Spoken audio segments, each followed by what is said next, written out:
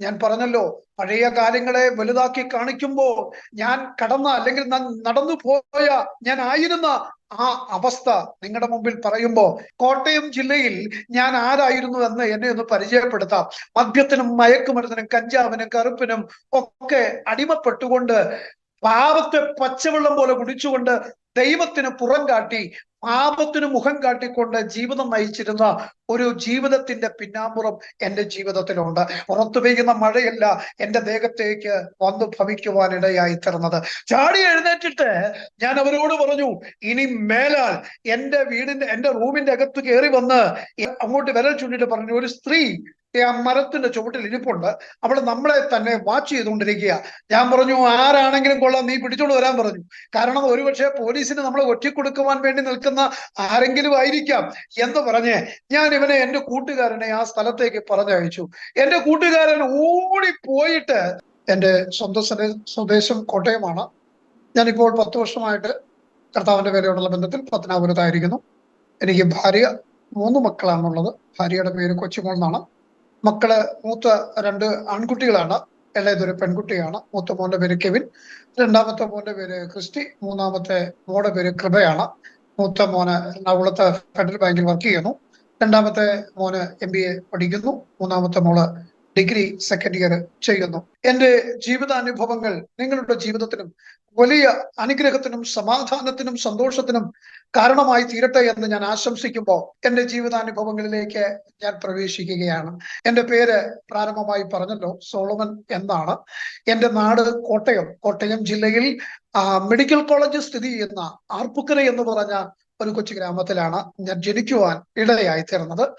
ഞാൻ ഇന്ന് ഒത്തിരി സന്തോഷത്തോടെയാണ് നിങ്ങളെ അഭിമുഖീകരിച്ചുകൊണ്ട് ദൈവിക അനുഭവമായി ഞാൻ നിൽക്കുന്നത്. കാരണം എന്റെ ജീവിതാനുഭവങ്ങളിൽ കേൾക്കുമ്പോൾ ഏറെക്കുറെ നിങ്ങൾക്ക് അതിന്റെ ആഴം എന്താണെന്ന് മനസ്സിലാക്കുവാൻ കഴിയും.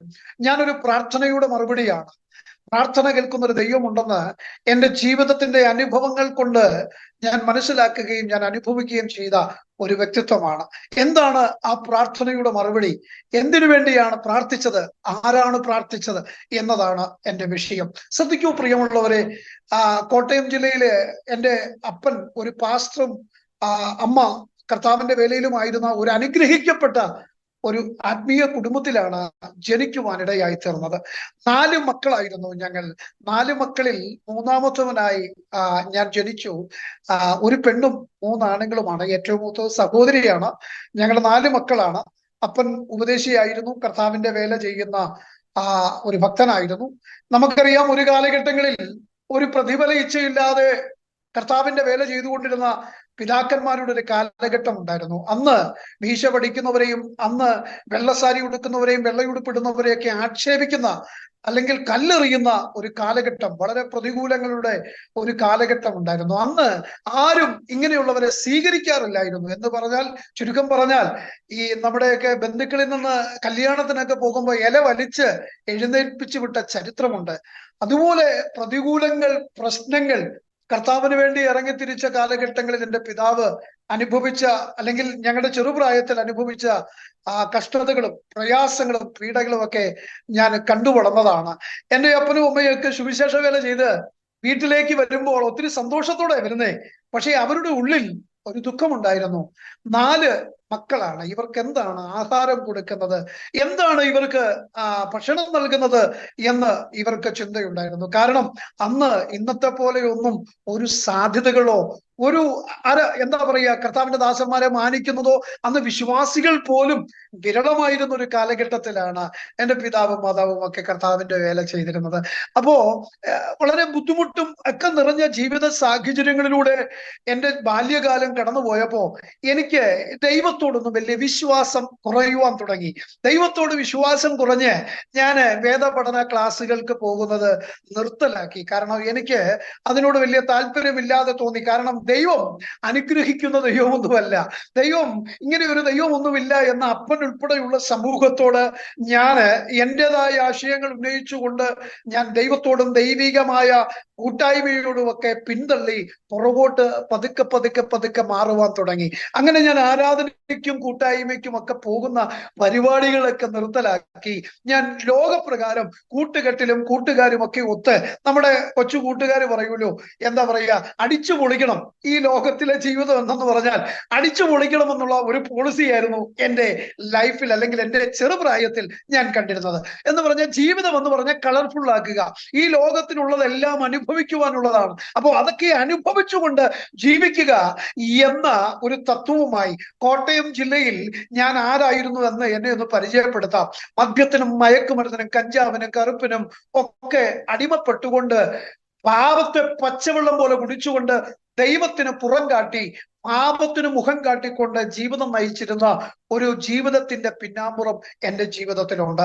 പഴയ കാര്യങ്ങളെ, അല്ലെങ്കിൽ പാപത്തിൽ ജീവിച്ച കാര്യങ്ങളെ വലുതാക്കി കാണിക്കാൻ വേണ്ടിയല്ല, യേശു കർത്താവിന്റെ ജീവിതത്തിൽ ചെയ്ത, അല്ലെങ്കിൽ കണ്ണുനീരിന് കൊണ്ട് മറുപടി പ്രാപിച്ചതായ ദൈവിക അനുഭവങ്ങളെ നിങ്ങളുടെ മുമ്പിൽ സാക്ഷീകരിക്കുവാൻ വേണ്ടിയാണ് പഴയ കാര്യങ്ങളിലേക്ക് ഒന്ന് എത്തി നോക്കുന്നത് എന്നുള്ള കാര്യം തലക്കെട്ടായി മുഖവരിയായി ഞാൻ പറഞ്ഞുകൊള്ളട്ടെ. അങ്ങനെ ഞാൻ മദ്യത്തും മയക്കുമരുന്നും ഒക്കെ ഉപയോഗിച്ച് എന്റെ ലക്ഷ്യം എന്ന് പറഞ്ഞാൽ പണമായിരുന്നു.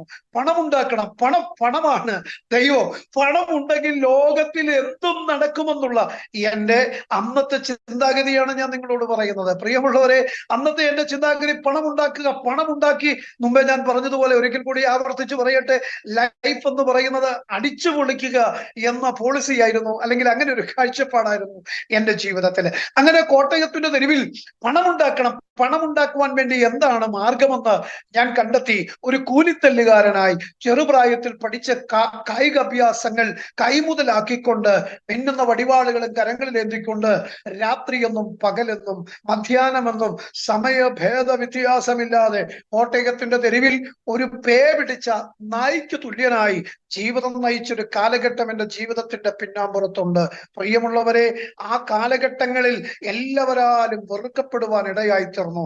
വന്നവരും നിന്നവരും കണ്ടവരും പോയവരും എല്ലാം പറഞ്ഞു, ഒരിക്കലും ഇവൻ നന്നാകത്തില്ല, ഒരിക്കലും ഇവൻ രക്ഷപ്പെടുകയില്ല എന്ന് പരസ്യമായി പറഞ്ഞവരുണ്ട്, രഹസ്യമായി പറഞ്ഞവരുണ്ട്. നാട്ടുകാർക്കും വീട്ടുകാർക്കും, എന്തിനേറെ പറയുന്നു, കൂടപ്പറപ്പുകൾക്കും പോലീസ് അധികാരികൾക്ക് പോലും തലവേദനയായി തീർന്ന ഒരു കാലഘട്ടം. ഞാൻ പറഞ്ഞല്ലോ, പഴയ കാര്യങ്ങളെ വലുതാക്കി കാണിക്കുമ്പോൾ ഞാൻ കടന്ന, അല്ലെങ്കിൽ നടന്നു പോയ, ഞാൻ ആയിരുന്ന ആ അവസ്ഥ നിങ്ങളുടെ മുമ്പിൽ പറയുമ്പോ എന്റെ കർത്താവ് എനിക്ക് വേണ്ടി ചെയ്ത അത്ഭുതങ്ങളെ വർണ്ണിക്കുവാൻ വേണ്ടി മാത്രമാണ് എന്ന് ഒരിക്കൽ കൂടി ഞാൻ ആവർത്തിച്ച് പറയുകയാണ്. പ്രിയമുള്ളവരെ, അങ്ങനെ ഞാൻ ജീവിതം നയിക്കുമ്പോ എല്ലാവരും വെറുക്കപ്പെട്ടു. രാത്രി എന്നില്ല, പകലെന്നില്ല, മധ്യാഹ്നമെന്നില്ല, പണമുണ്ടാക്കണം. അതാണ് എന്റെ മനസ്സിലെ, എന്റെ ചെറുപ്രായത്തിൽ ഞാൻ കണ്ടെടുത്തതായ എന്റെ സ്വപ്നലോകം എനിക്ക് കെട്ടിപ്പടുത്തണം. അതായിരുന്നു, ആ ഒരു മാത്രമായിരുന്നു ആ സ്വപ്നം. എന്റെ ജീവിതത്തിൽ ഞാൻ കണ്ട സ്വപ്നം അത് കെട്ടിപ്പടുക്കുവാൻ വേണ്ടി പണത്തിനു വേണ്ടി ഓടിയ ഒരു കാലഘട്ടം. മൃഗതുല്യനായി, മനുഷ്യത്വമില്ലാത്ത എന്റെ ജീവിതത്തിൽ മദ്യമില്ലാത്തൊരു ദിവസത്തെ കുറിച്ച് എനിക്ക് ചിന്തിക്കുവാൻ കഴിയില്ല, മയക്കുമരുന്നില്ലാത്തൊരു ദിവസത്തെ കുറിച്ച് ചിന്തിക്കുവാൻ കഴിയില്ലാതെ ഓടിക്കൊണ്ടിരുന്ന ഒരു കാലഘട്ടമുണ്ട് പ്രിയമുള്ളവരെ. അങ്ങനെ ആ കാലഘട്ടത്തിൽ ഓടിക്കൊണ്ടിരിക്കുമ്പോ എന്റെ ഉപദേശിയുടെ വീട്ടിൽ, എന്ന് പറഞ്ഞാൽ എന്റെ വീടെന്ന് പറയാൻ കഴിയത്തില്ല, ഈ ഉപദേശിയുടെ വീട്ടില് നിരന്തരമായി വരുന്ന ഒരു വണ്ടിയുണ്ട്. ആ വണ്ടി ആരുടെ എന്നറിയോ? പാസ്റ്റർമാരുടെ വീട്ടിലേക്കൊക്കെ മനോഹരമായ നല്ല നല്ല ഗസ്റ്റുകളും നല്ല നല്ല കാറുകളും ഒക്കെ വരുമ്പോ എന്റെ വീട്ടിലേക്ക് വരുന്നത് ഒരൊറ്റ വണ്ടിയാ. ആ വണ്ടി ഏതാണെന്ന് നിങ്ങൾക്ക് മനസ്സിലാകും, കാരണം ആ വണ്ടിയിൽ യാത്ര ചെയ്യുന്നവരുടെ പേര് ആ വണ്ടിയുടെ ഫ്രണ്ടിൽ എഴുതിയിട്ടുണ്ട്. പോലീസ് വണ്ടിയാണ് എന്റെ വീട്ടിലേക്ക് നിരന്തരമായി വരുന്നത്.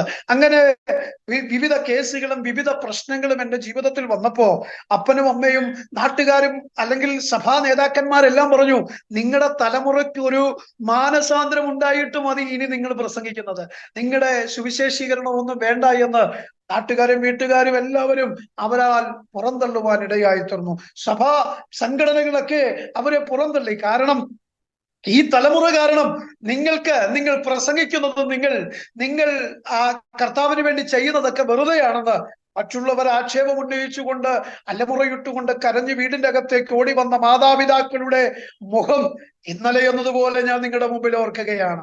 പ്രിയപ്പെട്ടവരെ, എന്റെ വീട് ഞാൻ അന്ന് ഓർക്കുന്നു, ഒരു ഓടിട്ട വീടായിരുന്നു. നമുക്കറിയാം, ഓടിട്ട വീടുകളിൽ പാർത്തിരുന്നവരൊക്കെയാ നമ്മളെല്ലാവരും, ഇല്ലേ?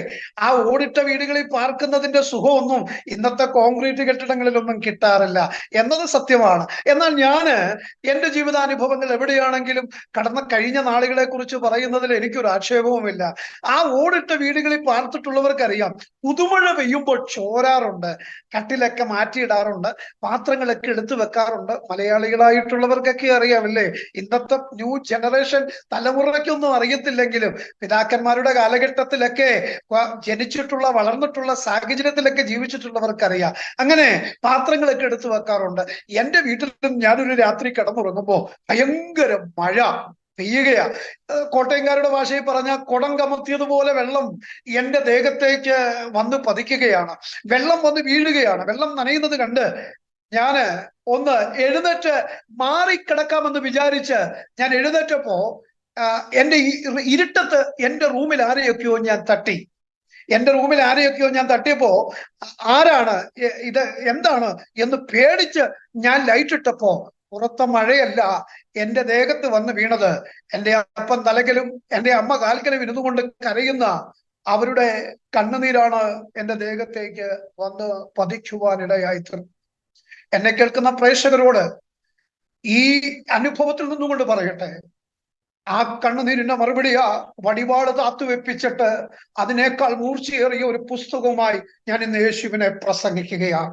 എന്റെ ജീവിതാനുഭവത്തിൽ ഒരു ചുവട് മുമ്പോട്ട് കയറി നിന്നുകൊണ്ട് തല ഉയർത്തി പറയാൻ കഴിയും, നീ ഭാരപ്പെടുന്ന വിഷയം എത്ര ഭയാനകരമാണെങ്കിലും എത്ര അസാധ്യമായ വിഷയമാണെങ്കിലും മടങ്ങുന്ന ഒരു മുഴങ്കാലും കരയുവാൻ ഒരു കണ്ണും കർത്താവിന്റെ സന്നിധിയിൽ ഇരുന്നു കൊണ്ട് പ്രാർത്ഥിക്കുവാൻ ഒരു മനസ്സുമുണ്ടെങ്കിൽ അവിടെ തീരാത്ത പ്രശ്നങ്ങളില്ല, അവിടെ തീരാത്ത പ്രതികൂലങ്ങളില്ല. അങ്ങനെ എന്റെ മാതാപിതാക്കള് കരയുന്നത് കണ്ട് പെട്ടെന്ന് ഞാൻ ചാടി എഴുന്നേറ്റു.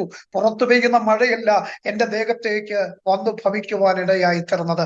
ചാടി എഴുന്നേറ്റിട്ട് ഞാൻ അവരോട് പറഞ്ഞു, ഇനി മേലാൽ എന്റെ റൂമിന്റെ അകത്ത് കയറി വന്ന് എനിക്ക് വേണ്ടി ഇതുപോലെ പ്രാർത്ഥിക്കരുതെന്ന് പറഞ്ഞു. കാരണം അവരെ ഭീഷണിപ്പെടുത്താനേ എനിക്ക് കഴിയത്തുള്ളൂ, മറ്റൊന്നും എനിക്ക് പറയാൻ കഴിയത്തില്ല. കാരണം എന്റെ അന്നത്തെ ആ റൂം കർട്ടനിട്ടിരിക്കുക. ഇന്നത്തെ പോലെ ലോക്ക് സിസ്റ്റം ഒന്നും അന്നില്ലാതിരുന്നത് കൊണ്ട് ഞാൻ അവരെ ഒരുപാട് എന്ത് ചെയ്തു, ഭീഷണിപ്പെടുത്തി, ഇനി മേലാൽ ഇങ്ങോട്ട് കയറി വരരുത്. ഇവരെന്ത് ചെയ്തെന്നറിയാമോ? പിന്നത്തേതിൽ ഞാൻ അറിയുവാനിടയായി, പകലിരുന്ന് ഇവർ പ്രാർത്ഥിക്കും, കർത്താവേ ഇന്ന് രാത്രിയിൽ ഞങ്ങൾ കയറി ചെന്ന് അവന്റെ മുമ്പിൽ അവന്റെ അടുക്കൽ ഇരുന്നു കൊണ്ട് പ്രാർത്ഥിക്കുമ്പോ എന്റെ സ്വർഗത്തിലെ ദൈവമേ, അവനെ എഴുന്നേൽക്കുവാൻ ഇടയാകരുത് എന്ന് എനിക്ക് വേണ്ടി മുഴങ്കാലിരുന്ന് പ്രാർത്ഥിച്ചിട്ട് രാത്രിയിൽ എന്റെ അടുക്കൽ വന്ന് കരയുവാൻ തുടങ്ങും. എന്നെ കേൾക്കുന്ന പ്രിയമുള്ളവരെ, ഒരു ദിവസമല്ല, ഒരു മാസമല്ല, ഒരു വർഷമല്ല, നീണ്ട വർഷങ്ങൾ മാതാപിതാക്കൾ ഉറക്കളച്ചതിന്റെ മറുപടിയാണ് ഇന്ന് ഈ സമയം നിങ്ങളുടെ മുമ്പിൽ ഇരിക്കുന്നത്. ഞാൻ പലയിടത്തും പറയാറുള്ള ഒരു പദപ്രയോഗം, പരിശുദ്ധാത്മാവിന്റെ നിറവോടെ സന്തോഷത്തോടെ പറയാം, വില കൊടുത്താൽ വില നൽകുന്ന ഒരു ദൈവമാണ് നമ്മുടെ കർത്താവ്. അങ്ങനെ നിരന്തരമായി കരഞ്ഞതിന്റെ അനന്തര മറുപടിയായി ഞാൻ ഇന്ന് യേശുവിനെ പ്രസംഗിക്കുകയാണ്, ദൈവത്തിന് വേണ്ടി ജീവിക്കുകയാണ്. പ്രിയമുള്ളവരെ, എന്റെ ജീവിതാനുഭവം പിന്നെയും തുടർന്ന് പറഞ്ഞു പോകുകയാണ്. അങ്ങനെ അവർ പ്രാർത്ഥന ആരംഭിക്കുവാൻ തുടങ്ങി. അങ്ങനെ നീണ്ട വർഷങ്ങൾ പ്രാർത്ഥിച്ചുകൊണ്ടിരിക്കുകയാണ്. ഒരു ദിവസം ഞങ്ങളുടെ വീടിന്റെ അടുത്ത് ഒരു മൈതാനമുണ്ട്. ആ മൈതാനത്ത് ഞങ്ങൾ കൂട്ടുകാര് ചേർന്ന് പരസ്യമായി ഇരുന്നുകൊണ്ട് അന്നത്തെ കാലത്ത് മദ്യപിക്കുമായിരുന്നു. ആരും അവിടേക്ക് തിരിഞ്ഞു നോക്കത്തില്ല. കാരണം എന്ന് പറഞ്ഞാൽ എല്ലാവർക്കും പേടിയാ, ഇത് ഞങ്ങളുടെ അടുത്ത് വരുന്ന ഞങ്ങളെ ശ്വാസിക്കാനും ഒക്കെ പേടിയാ. അപ്പോ ഒരു ദിവസം ഞങ്ങൾ ഇങ്ങനെ മദ്യപിച്ചുകൊണ്ട് ഇങ്ങനെ ഉറക്ക വർത്തമാനമൊക്കെ പറഞ്ഞുകൊണ്ട് ഇങ്ങനെ ഇരിക്കുന്ന സമയത്ത് എന്റെ കൂട്ടുകാരൻ പറഞ്ഞു, ദൂരത്ത് അങ്ങോട്ട് വിരൽ ചൂണ്ടിട്ട് പറഞ്ഞു, ഒരു സ്ത്രീ ആ മരത്തിന്റെ ചുവട്ടിൽ ഇരിപ്പുണ്ട്, അവൾ നമ്മളെ തന്നെ വാച്ച് ചെയ്തുകൊണ്ടിരിക്കുക. ഞാൻ പറഞ്ഞു, ആരാണെങ്കിലും കൊള്ളാം, നീ പിടിച്ചോണ്ട് വരാൻ പറഞ്ഞു. കാരണം ഒരുപക്ഷെ പോലീസിന് നമ്മളെ ഒറ്റിക്കൊടുക്കുവാൻ വേണ്ടി നിൽക്കുന്ന ആരെങ്കിലും ആയിരിക്കാം എന്ന് പറഞ്ഞ് ഞാൻ ഇവനെ, എന്റെ കൂട്ടുകാരനെ ആ സ്ഥലത്തേക്ക് പറഞ്ഞയച്ചു. എന്റെ കൂട്ടുകാരൻ ഓടിപ്പോയിട്ട് അവിടുന്ന് തിരിഞ്ഞു മടങ്ങി ഓടി എന്റെ അടുക്കലേക്ക് വന്നിട്ട് പറഞ്ഞു, അളിയാ, ഞാൻ ചോദിച്ചു, എന്തിയേ ആ സ്ത്രീ, എന്തിയേ, ആരാണവൾ? ഈ സഹോദരനോട് പറഞ്ഞു, അളിയാ, പ്രശ്നമൊന്നും ഉണ്ടാക്കരുത്. ഞാൻ ചോദിച്ചു, ഞാൻ പ്രശ്നം ഉണ്ടാക്കില്ല, ആരാണ് അവള് പറയണം. അപ്പൊ അവൻ പറഞ്ഞു, നീ പ്രശ്നം ഉണ്ടാക്കത്തില്ല എന്ന് എനിക്ക് ഉറപ്പ് തരാമെങ്കിൽ ഞാൻ പറയാം. ഞാൻ പറഞ്ഞു, നീ പറ, ആളാരാണെന്ന് പറ. അപ്പൊ പറഞ്ഞു, നിന്റെ മമ്മിയാണ് അവിടെ ഇരിക്കുന്നത് എന്ന് എന്നോട് പറഞ്ഞു. ഞാൻ ചോദിച്ചു, എടാ എന്റെ മമ്മി എന്തിനാ ആ മരത്തിന്റെ ചോട്ടിൽ കാട്ടിൽ വന്ന് വിളിച്ചിരിക്കുന്നത് എന്തിനാണെന്ന് ചോദിച്ചപ്പോ ഇവൻ കുറച്ച് ദേഷ്യത്തോടെ എന്നോട് പറഞ്ഞു, കൂടുതലൊന്നും എന്നോട് ചോദിക്കരുത്, നിനക്ക് വേണ്ടി പ്രാർത്ഥിച്ചു കൊണ്ടിരിക്കുക. ഹല്ലേലൂയ. നിനക്ക് വേണ്ടി പ്രാർത്ഥിച്ചു കൊണ്ടിരിക്കുകയാ എന്ന് പറഞ്ഞപ്പോ ഞാന് വീട്ടിലേക്ക് ഓടിയിട്ട് അന്ന് രാത്രിയിൽ വീട്ടിൽ പ്രശ്നമുണ്ടാക്കി. ഞാൻ പറഞ്ഞു, എനിക്ക് വേണ്ടി ആരും പ്രാർത്ഥിക്കണ്ട. എന്നാൽ ഇന്ന് ഞാന് ആ പ്രാർത്ഥന കേൾക്കുന്ന ദൈവത്തെ കുറിച്ച് പറയുമ്പോ ഞാൻ ആ പരിശുദ്ധാത്മാവിന്റെ നിറവോടെ, ആത്മാവിൽ സന്തോഷത്തോടെ പറയാം, തെരുവിൽ നിന്നുകൊണ്ട്, കാട്ടിന്റെ അകത്തിരുന്നു കൊണ്ട്, ആരും കാണാതെ തലമുറയ്ക്ക് വേണ്ടി പ്രാർത്ഥിച്ചതിന്റെ അനന്തര മറുപടിയായി ഞാൻ ഇന്ന് യേശുവിന് വേണ്ടി നിൽക്കുകയാണ്. വടിപാട് മാറ്റി വെപ്പിച്ച് യേശുവിന്റെ സ്നേഹം എന്തെന്നറിയുവാൻ എന്നെ പ്രാപ്തനാക്കിയത് പുൽപ്പറ്റിലിരുന്നു കൊണ്ടല്ല, പുൽപ്പായിലിരുന്നു കൊണ്ടല്ല, ആരും കാണാത്ത കുറ്റിക്കാടിനകത്തിരുന്നു കൊണ്ട്, മദ്യപിച്ച് തലമുറയിട്ടുകൊണ്ട് വഴിപിഴച്ച ജീവിതം നയിക്കുന്ന, തലമുറയുടെ വിടുതലിനു വേണ്ടി കരഞ്ഞ ഒരു മാതാപിതാക്കളുടെ മറുപടിയാണ് ഇന്ന് ഈ സമയം എന്നെ അരോമ ടിവിയിലൂടെ കണ്ടുകൊണ്ടിരിക്കുന്ന പ്രേക്ഷകരോട് എനിക്ക് പറയാൻ കഴിയും. ആ കർത്താവ് ഇന്നും ജീവിക്കുന്നു. അവൻ പ്രാർത്ഥന കേൾക്കുന്ന ദൈവമാണ്. അവനാൽ കഴിയാത്തതൊന്നുമില്ല. അവൻ അസാധ്യങ്ങളെ സാധ്യമാക്കുന്ന ദൈവമാണ്. പ്രിയമുള്ളവരെ, കാലങ്ങൾ കുറിച്ച് മുമ്പോട്ട് പോയി ഞാൻ അങ്ങനെ തന്നെ കോട്ടയത്ത് ജീവിതം നയിച്ചു പോയിക്കൊണ്ടിരിക്കുകയാണ്. രസകരമായ ഒരു അനുഭവം പറയാം. എന്റെ നാട്ടിൽ വീടിനടുത്തുള്ള വീട്ടുകാരൊക്കെ രാവിലെ ഞാനുണ്ടോ എന്ന് അറിഞ്ഞിട്ട് മാത്രമേ കതക് തുറക്കുള്ളൂ. എന്താ കാര്യം എന്നറിയോ? ഞങ്ങളുടെ നാട്ടിലൊരു പഴഞ്ചൊല്ലുണ്ട്, ഇവനെ കണി കാണാൻ പോലും കൊള്ളത്തില്ല. ഹല്ലേലൂയ. ഇവനെ കണി കാണാൻ പോലും കൊള്ളത്തില്ല. 1-ാം തീയതി എങ്ങാനും ആണെങ്കിൽ പിന്നെ പറയണ്ട. ആണ്ടുപുറപ്പാണെങ്കിൽ പിന്നെ പറയേണ്ട കാര്യമില്ലല്ലോ. ഞാൻ ആ ദേശത്തുണ്ടോ എന്ന് നോക്കിയിട്ട് മാത്രമേ അവര് കതക് തുറക്കത്തുള്ളൂ. കാരണം എന്നെ കണ്ട് ജീവിതം ആരംഭിച്ചാൽ അന്നത്തെ വർഷം, അന്നത്തെ മാസം, അന്നത്തെ ദിവസം പോക്കാണെന്ന് ഞങ്ങളുടെ നാട്ടിൽ ഒരു പഴഞ്ചൊല്ലുണ്ടായിരുന്നു. അങ്ങനെ ഒരു ജീവിതം നയിച്ചിരുന്ന കാലഘട്ടം എൻ്റെ ജീവിതത്തിന്റെ പിന്നാമ്പുറത്തുണ്ടായിരുന്നു. വെച്ച കഞ്ഞി വീടിന്റെ അകത്ത് സമാധാനത്തോടെ കുടിക്കുവാൻ കഴിയാത്ത ഒരു മൃഗതുല്യനായ ജീവിതം നയിച്ചിരുന്ന ഒരു കാലഘട്ടം. എൻ്റെ ജീവിതത്തിൽ ഏറ്റവും ഇഷ്ടമില്ലാതിരുന്ന കാരണം എന്ന് പറയുന്നത് ഉപദേശമായിരുന്നു. എന്നെ ആരും ഉപദേശിക്കുന്നത് എനിക്കിഷ്ടമില്ല. പക്ഷേ എനിക്ക് എന്ത് ഇഷ്ടമല്ലായിരുന്നു, അത് ഇന്ന് ദൈവം എന്നെ കൊണ്ട് ചെയ്യിപ്പിച്ചു കൊണ്ടിരിക്കുകയാ. ഞാൻ ഇന്നൊരു ഉപദേശിയാണ്. ഞാൻ മറ്റുള്ളവരെ ഉപദേശിക്കുന്ന ഒരു വ്യക്തിയാക്കി എൻ്റെ ദൈവം മാറ്റുവാൻ തക്കവണ്ണം ഇടയായി തീർന്നു. കുറെ കാലങ്ങൾ കഴിഞ്ഞപ്പോ എൻ്റെ മാതാപിതാക്കൾ വന്ന് എന്നോട് പറഞ്ഞു, ഒരു കാര്യം ചെയ്യാമോ, എവിടേക്കെങ്കിലും ഒന്ന് പോകാമോ, ഞങ്ങൾക്ക് കുറച്ചു നാളെങ്കിലും കർത്താവിന്റെ വേല ചെയ്ത് നിത്യത പ്രാപിക്കണമെന്ന് ആഗ്രഹമുണ്ടെന്ന് പറഞ്ഞു. അങ്ങനെ ഞാന് അവരുടെ സമ്മർദ്ദവും അല്ലെങ്കിൽ അവരുടെ ആഗ്രഹത്തെയും മാനിച്ചുകൊണ്ട് ഞാനിങ്ങനെ എവിടേക്കെങ്കിലും പോകാമെന്ന് തീരുമാനിച്ചിരിക്കുമ്പോ നാട്ടിൽ കുറെ കേസുകളും പഴക്കളും പ്രശ്നങ്ങളും ഒക്കെ ഉണ്ടായി. ഞാൻ ബോംബെക്ക് വണ്ടി കയറി. അവിടെയും ഈ അധ്വാനിച്ച് ജീവിക്കുന്ന ശീലമില്ലാത്തത് കൊണ്ട് അവിടെയും ഇങ്ങനെയൊക്കെയുള്ള പരിപാടികൾ, തെരുവിലൂടെ നടന്നുകൊണ്ട് ഇങ്ങനെ പ്രാകൃത മനുഷ്യനായി, എല്ലാവരാലും വെറുക്കപ്പെട്ടവനായി ഞാൻ ജീവിക്കുന്ന ഒരു കാലഘട്ടം. ആരും എന്നെ അറിയരുത്, ഞാൻ എവിടെയാണെന്ന് അറിയരുത്, എന്റെ തൊഴിൽ എന്താണെന്ന് അറിയരുത്. അങ്ങനെ ബോംബെയുടെ തെരുവിൽ ജീവിതം ആരംഭിച്ച് ഞാൻ എൻ്റെ ഒരു കറുത്ത അധ്യായം അല്ലെങ്കിൽ ഒരു കറുത്ത അടഞ്ഞ ഒരു ജീവിതത്തിലൂടെ ഞാൻ ഇങ്ങനെ മുമ്പോട്ട് പോകുമ്പോ ഞാൻ ഓർക്കുന്നു, കല്യാൺ സ്റ്റേഷൻ എന്ന് പറഞ്ഞ സ്ഥലത്ത്, കല്യാൺ സ്റ്റേഷനിലെ ഞാൻ സ്റ്റേഷന്റെ പുറത്ത് ഇങ്ങനെ നിൽക്കുമ്പോ ഒരു മലയാളി യുവാവ് എന്റെ അടുക്കൽ വന്ന് എന്നെ പരിചയപ്പെട്ടു. ആ സ്നേഹിതൻ എന്റെ അടുക്കൽ വന്നിട്ട് എന്നോട് ചോദിച്ചു, താങ്കൾ ഒരു മലയാളിയാണല്ലോ എന്ന് ചോദിച്ചു. ഞാൻ പറഞ്ഞു, ഞാൻ മലയാളിയാണെന്ന് പറഞ്ഞു. അപ്പോ എന്നോട് ചോദിച്ചു, എവിടെയാ താമസിക്കുന്നത്? ഞാൻ പറഞ്ഞു, ഇന്ന ഭാഗത്താ ഞാൻ താമസിക്കുന്നത്. അപ്പോ ഈ സ്നേഹിതൻ എന്നോട് പറഞ്ഞു, അവിടെയെല്ലാം മറാഠികളാണല്ലോ, ഹിന്ദിക്കാരാണല്ലോ താമസിക്കുന്നത്, അവിടെ മലയാളികൾ ആരും ഇല്ലല്ലോ എന്നോട് പറഞ്ഞു. ഞാൻ പറഞ്ഞു, ഞാൻ അവരുടെ കൂടെ താമസിക്കുന്നത്. അപ്പൊ എന്നോട് പറഞ്ഞു, ഞാൻ ആദ്യമായിട്ട് കാണുക. ഞാനും പറഞ്ഞു, ഞാൻ നിങ്ങളെ ആദ്യമായിട്ട് കാണുക. ആ സ്നേഹിതൻ എന്നോട് പറഞ്ഞു, ഞാൻ ഒറ്റയ്ക്കാ താമസിക്കുന്നേ, എന്റെ കൂടെ വന്ന് നിനക്ക് താമസിക്കാവൂന്ന് ചോദിച്ചു. അപ്പൊ ഞാൻ ഇവനെ കണ്ട് ഉള്ളുകൊണ്ട് ചിരിക്കുക. കാരണം ഇവൻ ഇത്ര മണ്ടനാണോ? കാരണം ഞാൻ ആരാണെന്നറിഞ്ഞ ഒരു മനുഷ്യൻ എന്നോട് മിണ്ടത്തില്ല. പക്ഷെ എന്നെ റൂമിലേക്ക് വിളിച്ചുകൊണ്ട് പോകാൻ പോലും ഇവൻ താല്പര്യനായി നിൽക്കുന്നത് കണ്ട് ഞാൻ ആശ്ചര്യപ്പെട്ടു. എനിക്ക് മനസ്സിലായി ഇവനൊരു മന്ദബുദ്ധിയായിരിക്കും, ഇവന് ബുദ്ധിയില്ലാത്തവനാ. അല്ലെങ്കിൽ എന്റെ ഇപ്പത്തെ ഷൈപ്പൊന്നും അല്ല കേട്ടോ. ഒരു പ്രാകൃതനായ മുടി വളർത്തി, അല്ലെങ്കിൽ മറ്റൊരു ആരും കണ്ട പേടിച്ചു പോകുന്ന, അല്ലെങ്കിൽ ഭയാനകരമായ ഒരു ജീവിത രൂപമായി നിൽക്കുന്ന എന്നോട് പറയുക ഞാൻ ഒറ്റയ്ക്കുള്ളു, എന്റെ കൂടെ വന്ന് താമസിക്കാൻ. ഞാന് ഇത് കേട്ട് അത്ഭുതപ്പെട്ട് ഇവന്റെ മുഖത്തേക്ക് ഇങ്ങനെ നോക്കിക്കൊണ്ടിരിക്കാൻ പറയാ, സ്നേഹിത പേടിക്കണ്ട, ഞാൻ ഒറ്റയ്ക്കുള്ളു, എന്റെ കൂടെ വന്ന് താമസിക്കും, വരാൻ പറഞ്ഞു.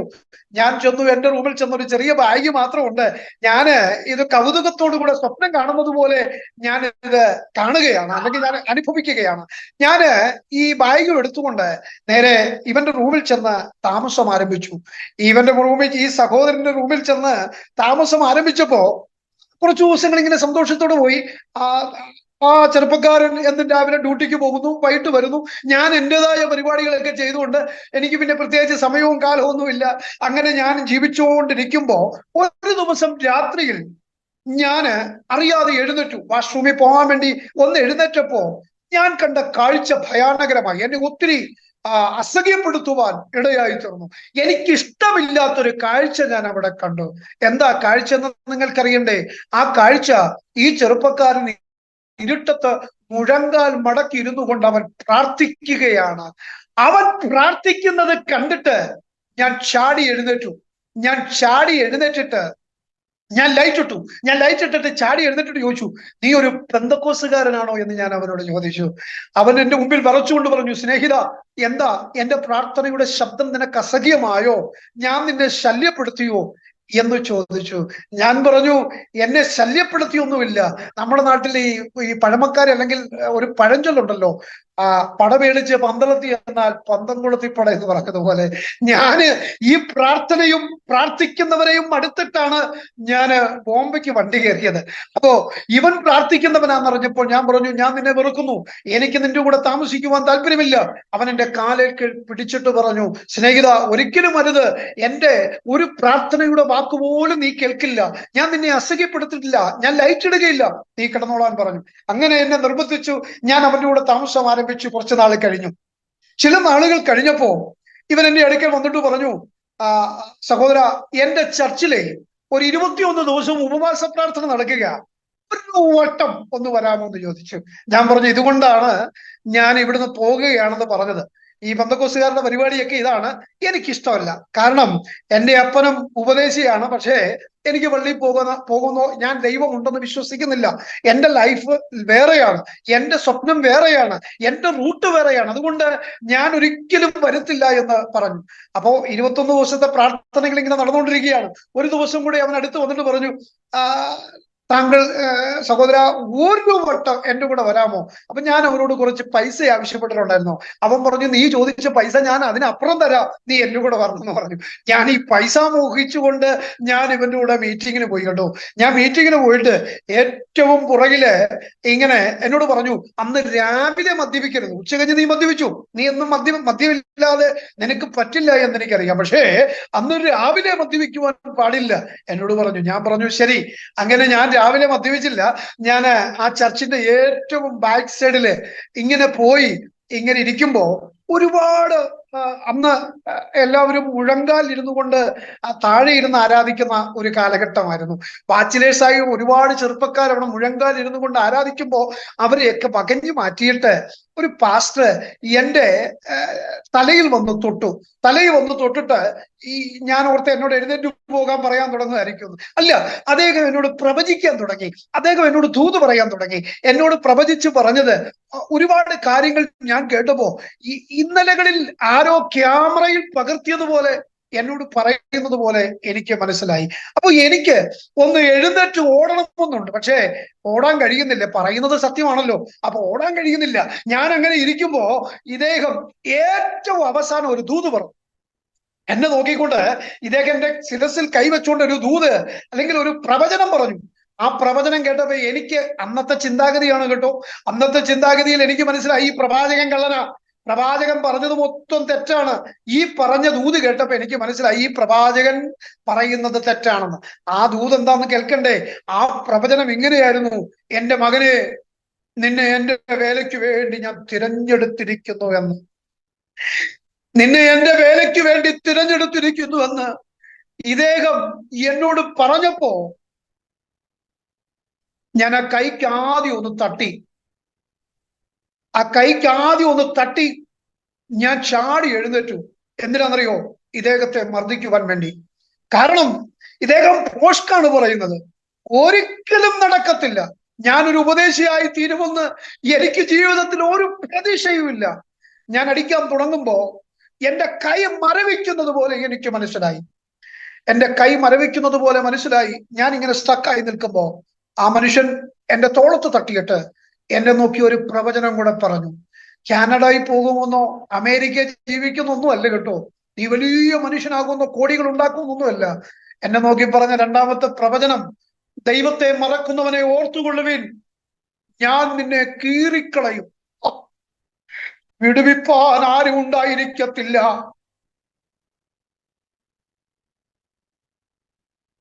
വിടുവിപ്പാൻ ആരും ഉണ്ടായിരിക്കത്തില്ല എന്ന് എന്നെ നോക്കി പറഞ്ഞ പ്രവചനം കേട്ട് ഇന്ന് ഞാൻ ഈ പറയുമ്പോൾ എനിക്കുണ്ടാകുന്ന ഫീലിങ്സ് ഒന്നും അന്നുണ്ടായില്ല. ഞാന് ചാടി ഇറങ്ങി ഓടി അടുത്ത് കണ്ട ബാറിൽ നിന്ന് രണ്ടെണ്ണം വീശി. എന്തിനാണെന്നറിയോ? എന്നെ കൊണ്ടുപോയി നാണം കെടുത്തിയവനായിട്ട് രണ്ടെണ്ണം ആദ്യം കൊടുക്കണം. അങ്ങനെ ഞാൻ രണ്ടെണ്ണം അടിച്ചിട്ട് ഞാൻ റൂമിൽ ചെന്നിരിക്കുമ്പോ ഈ സ്നേഹിതൻ വരികയാ, എന്റെ കൂടെ താമസിക്കുന്ന ഈ ചെറുപ്പക്കാരൻ വരികയാ. ഈ ചെറുപ്പക്കാരൻ വന്നപ്പോ ഞാൻ അവന്റെ കഴുത്തിന് ഇറുക്കി പിടിച്ചു, ഭിത്തിയോട് ചേർത്ത് വെച്ചിട്ട് എന്റെ വലത് കൈ കൊണ്ട് അവന്റെ ഉദരത്തിനിട്ട് വയറിനിട്ട് ഇടിക്കാൻ തുടങ്ങുമ്പോ ഈ സ്നേഹിതൻ ഇടറിയ ശബ്ദത്തോടെ തൊണ്ടയ്ക്ക് അമക്കി പിടിച്ചിരിക്കുന്നത് കൊണ്ട് ഇടറിയ ശബ്ദത്തോടെ എന്നോട് പറയുകയാ: സ്നേഹിത, എത്ര വേണേലും നീ എന്നെ ഇടിച്ചോ, പക്ഷേ ഒരു ചോദ്യത്തിന് മറുപടി തരണം. എന്തിനാ നീ ഇടിക്കുന്നത് ചോദിച്ചു. നീ എന്തിനാ എന്നെ മർദ്ദിക്കുന്നത്? നീ കാര്യം പറഞ്ഞിട്ട് എന്നെ എത്ര വേണേലും ഇടിച്ചോളാൻ പറഞ്ഞു. ഞാൻ ഒരു കാര്യം പറയട്ടെ, ആ സ്നേഹിതന് എന്നെ പോലെ ആരോഗ്യമുണ്ട്, അവൻ എന്നെ പോലെ വേദനയുണ്ട്. ആ സഹോദരൻ എന്നെ ഒന്ന് തള്ളിയിരുന്നുവെങ്കിൽ ഞാൻ യേശുവിനെ അറിയത്തില്ല. എന്നെ ഒന്ന് ഉന്തിയിരുന്നുവെങ്കിൽ, തിരിച്ചൊരു കൈകൾ കൊണ്ട് എന്നെ അടിച്ചിരുന്നുവെങ്കിൽ. ഞാൻ മനസ്സിലാക്കിയ ഒരു കാര്യം പറയട്ടെ, നമ്മുടെ പ്രസംഗം കൊണ്ട് മാത്രമല്ല നമുക്ക് യേശുവിനെ, മറ്റുള്ളവരെ യേശുവിലേക്ക് അടുപ്പിക്കാൻ കഴിയുന്നത്. നമ്മുടെ ജീവിതം കൊണ്ട് കഴിയും. നമ്മുടെ സ്വഭാവം ഒരു സാക്ഷ്യമായി തീർന്നാൽ, നമ്മുടെ വാക്കുകൾ ആ യേശുവിന്റെ സാക്ഷ്യമായി തീർന്നാൽ, നമ്മുടെ പ്രവൃത്തിയും യേശുവിന്റെ സാക്ഷിയായി തീർന്നാൽ അനേകരെ ക്രിസ്തുവിലേക്ക് നയിക്കുവാൻ കഴിയും. ഞാൻ പറഞ്ഞ വെളിപ്പാട് നിങ്ങൾക്ക് മനസ്സിലാകുന്നുണ്ട് എന്ന് ഞാൻ വിശ്വസിക്കുകയാണ്. ഞാൻ ചോദിച്ചു, നിനക്കറിയില്ലേ? നിന്നെ എന്തിനാ മർദ്ദിക്കുന്ന അറിയത്തില്ല എന്ന് ചോദിച്ചു. അവൻ പറഞ്ഞു, എനിക്ക് മനസ്സിലായില്ല. ഞാൻ അവനോട് ഇങ്ങനെ ചോദിച്ചു, നീ വിശ്വസിക്കുന്നോടാ ഞാനൊരു ഉപദേശിയായി തീരുമെന്ന്? ആ ചെറുപ്പക്കാരൻ എന്നോട് പറഞ്ഞ മറുപടി കേൾക്കണോ? ദൈവം പറഞ്ഞതാണെങ്കിൽ അത് അതുപോലെ സംഭവിക്കുമെന്ന്, കർത്താവ് പറഞ്ഞതാണെങ്കിൽ അത് അതുപോലെ സംഭവിക്കും, അത് ഞാൻ വിശ്വസിക്കുന്നു എന്ന് അവൻ പറഞ്ഞു. പെട്ടെന്ന് എനിക്ക് അവനെ അടിക്കാൻ തോന്നിയില്ല. കാരണം ഞാൻ വിചാരിച്ചത്, ഞാൻ കയറി പിടിക്കുമ്പോൾ ഇവൻ എന്നെയും കയറി പിടിക്കും, അപ്പോൾ പിന്നെ വഴക്കുണ്ടാക്കാം, അവനെ അടിക്കാമെന്നൊക്കെ വിചാരിച്ചു. പക്ഷെ ഈ സ്നേഹിതന്റെ ശാന്തമായ മറുപടി അവനെ മർദ്ദിക്കുവാൻ എന്നെ പ്രേരിതമാക്കിയില്ല. പ്രിയമുള്ളവരെ, അങ്ങനെ ചില നാളുകൾ കഴിഞ്ഞ് എന്റെ ജീവിതത്തിലെ ദൈവം എന്നെ സ്പർശിച്ച വിഷയത്തിലേക്ക് ഞാൻ ടേൺ ചെയ്യുകയാ. ശ്രദ്ധയോടെ കേൾക്കുക പ്രിയമുള്ളവരെ. ഞാൻ അങ്ങനെ ചില നാളുകൾ കഴിഞ്ഞപ്പോ എന്റെ നാട്ടിൽ കുറെ കാര്യങ്ങൾ ഉണ്ടായിരുന്നു, നാട്ടിൽ വരേണ്ട ആവശ്യങ്ങൾ ഉണ്ടായിരുന്നു. അങ്ങനെ ഞാൻ നാട്ടിൽ വന്ന് എന്റെ കൂട്ടുകാരനുമായി മദ്യപിച്ച് വഴിക്ക് വീതി പോരാതെ ഈ മതം പൊട്ടി ആനയെ പോലെ ഞങ്ങളുടെ വീട്ടിലേക്ക് ഇരുട്ടത്ത് നടക്കുമ്പോ എന്റെ കൂട്ടുകാരന്റെ വീട് വന്നപ്പോ അവൻ പറഞ്ഞു, അളിയ ഗുഡ് നൈറ്റ് എന്ന് പറഞ്ഞിട്ട് അവന്റെ വഴിക്ക് കയറിപ്പോയി. ഞാൻ ഒറ്റയ്ക്ക് നടക്കുമ്പോ എന്റെ ചുറ്റും 4 പേര് വന്ന് കൂടിയിട്ട് മിന്നുന്ന വടിവാളെടുത്ത് എന്റെ പിടലിക്ക് വെച്ചിട്ട് പറഞ്ഞു, ഇന്ന് രാത്രി നിന്നെ വകവരുത്തുവാൻ പോകുകയാണ്. ഞാൻ നോക്കിയപ്പോ ഇന്ന് പാസ്റ്റർമാരെയൊക്കെ നമുക്ക് പരിചയം അല്ലേ, നമ്മുടെ പ്രൊഫഷണലിലുള്ളവരെ. ഞാൻ നോക്കിയപ്പോ അന്നത്തെ ഈ പ്രൊഫഷണലിൽ കൂലിത്തല്ലുകാരനായിരിക്കുന്ന ഞാൻ നോക്കുമ്പോ ഇവര് കോട്ടയംകാരൊന്നുമല്ല, എന്നെ വകവരുത്തുവാൻ വേണ്ടി പ്രത്യേകം കൊട്ടേഷൻ കൊടുത്ത് പ്രത്യേകം പ്ലാൻ ചെയ്ത് വെച്ചതാ. ഈ മരണം ഉറപ്പാണെന്ന് മനസ്സിലാക്കിയപ്പോ ഞാന് ഇങ്ങനെ ഈ ദൂത്, ഈ പ്രവചനം എനിക്ക് ഓർമ്മ വന്നു. ദൈവത്തെ മറക്കുന്നവനെ ഓർത്തുകൊള്ളുവിൻ, ഞാൻ നിന്നെ കീറിക്കളയും, വിടുവിപ്പാൻ ആരും ഉണ്ടായിരിക്കത്തില്ല. ഈ ആശയത്തിൽ നിന്നുകൊണ്ട്, ഈ അനുഭവത്തിൽ നിന്നുകൊണ്ട് എന്നെ കേൾക്കുന്ന പ്രിയപ്പെട്ടവരോട് പറയാം, കർത്താവ് പറഞ്ഞത് നന്മയാണെങ്കിലും തിന്മയാണെങ്കിലും അത് അതിന്റെ സമയത്ത് തന്നെ വെളിപ്പെടുമെന്നുള്ള കാര്യത്തിൽ രണ്ടു പക്ഷമില്ല. കാരണം ദൈവം വിശ്വസ്തനാണ്. എന്നെ നോക്കി പറഞ്ഞ പ്രവചനം നിന്നെ കീറിക്കളയുന്ന, വടിവാള് വെച്ചിട്ട് മരണത്തെ എന്റെ ജീവിതത്തിന്റെ മുഖാമുഖം ഞാൻ കണ്ടു നിൽക്കുകയാണ്. അപ്പോ ഈ മരണത്തിൽ നിന്ന് എന്നെ ഒന്ന് വിടുവിക്കാമെങ്കിൽ ഞാൻ ദൈവത്തെ വിശ്വസിക്കാമെന്ന് എന്റെ മനസ്സുകൊണ്ട് തമ്പുരാനോട് പറഞ്ഞു. സത്യം പറഞ്ഞാൽ പ്രേക്ഷകരെ, പ്രിയപ്പെട്ടവരെ, കളിപ്പിക്കാൻ വേണ്ടി പറഞ്ഞതാ. ഞാനിത് പറഞ്ഞത് ദൈവത്തിന് എനിക്ക് വിശ്വാസമൊന്നുമില്ല, പക്ഷെ ഈ മരണത്തിൽ നിന്നൊന്നും മറികടക്കാൻ വേണ്ടി ഞാൻ ഇങ്ങനെ പറഞ്ഞു, ഈ മരണത്തിൽ നിന്ന്, ആപത്തിൽ നിന്ന് നിന്നെ വിടുവിക്കാമെങ്കിൽ, രക്ഷിക്കാമെങ്കിൽ ഞാൻ നിന്നെ വിശ്വസിക്കാമെന്ന് പറഞ്ഞ എന്റെ ഹൃദയം കൊണ്ട് പറഞ്ഞപ്പോ തമ്പുരാനെ തൊട്ടു. എങ്ങനെയാ തൊട്ടെന്ന് മനസ്സിലായോ? ഷോക്ക് അടിച്ചാൽ എങ്ങനെയാ നമുക്കുണ്ടാകുന്നത്? കറണ്ട് നമ്മുടെ ശരീരത്തിലേക്ക് പാസ് ചെയ്യുമ്പോൾ നമ്മളൊന്ന് ഉതറുമല്ലോ, അല്ലെങ്കിൽ ഉതറിക്കുമല്ലോ, നമ്മളൊന്ന് കുടയുമല്ലോ. ഞാൻ അങ്ങനെ ഒന്ന് കുടഞ്ഞു. എന്റെ ശരീരത്തിലേക്ക് ഒരു ശക്തി ഇറങ്ങി.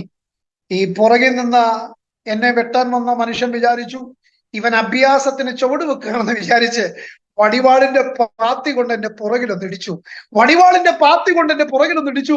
ഞാന് ഈ ഇടിയുടെ അഘാതത്തിൽ റോഡിലേക്ക് മറിഞ്ഞു വീണപ്പോ എന്നെ വലിച്ചു പൊക്കി വെട്ടാൻ തുടങ്ങുമ്പോ ദൂരത്തുനിന്നൊരു വണ്ടി ചീറിപ്പാഞ്ഞ് വരികയാണ്. ദൂരത്തുനിന്നൊരു വണ്ടി ചീറിപ്പാഞ്ഞ് വന്നപ്പോ ഇവര് പരസ്പരം പറഞ്ഞു, പോലീസ് വണ്ടി ആയിരിക്കും കേട്ടോ, പോലീസ് വണ്ടി ആയിരിക്കും. കാരണം ഞങ്ങളെ പോലുള്ള കുറച്ച് പേർ അവിടെയും ഉണ്ട്. ആ സമയത്ത് ഇങ്ങനെ പോലീസുകാരിങ്ങനെ അതിലെ കൂടെ ഇറങ്ങാറുണ്ട് രാത്രി കാലങ്ങളില്.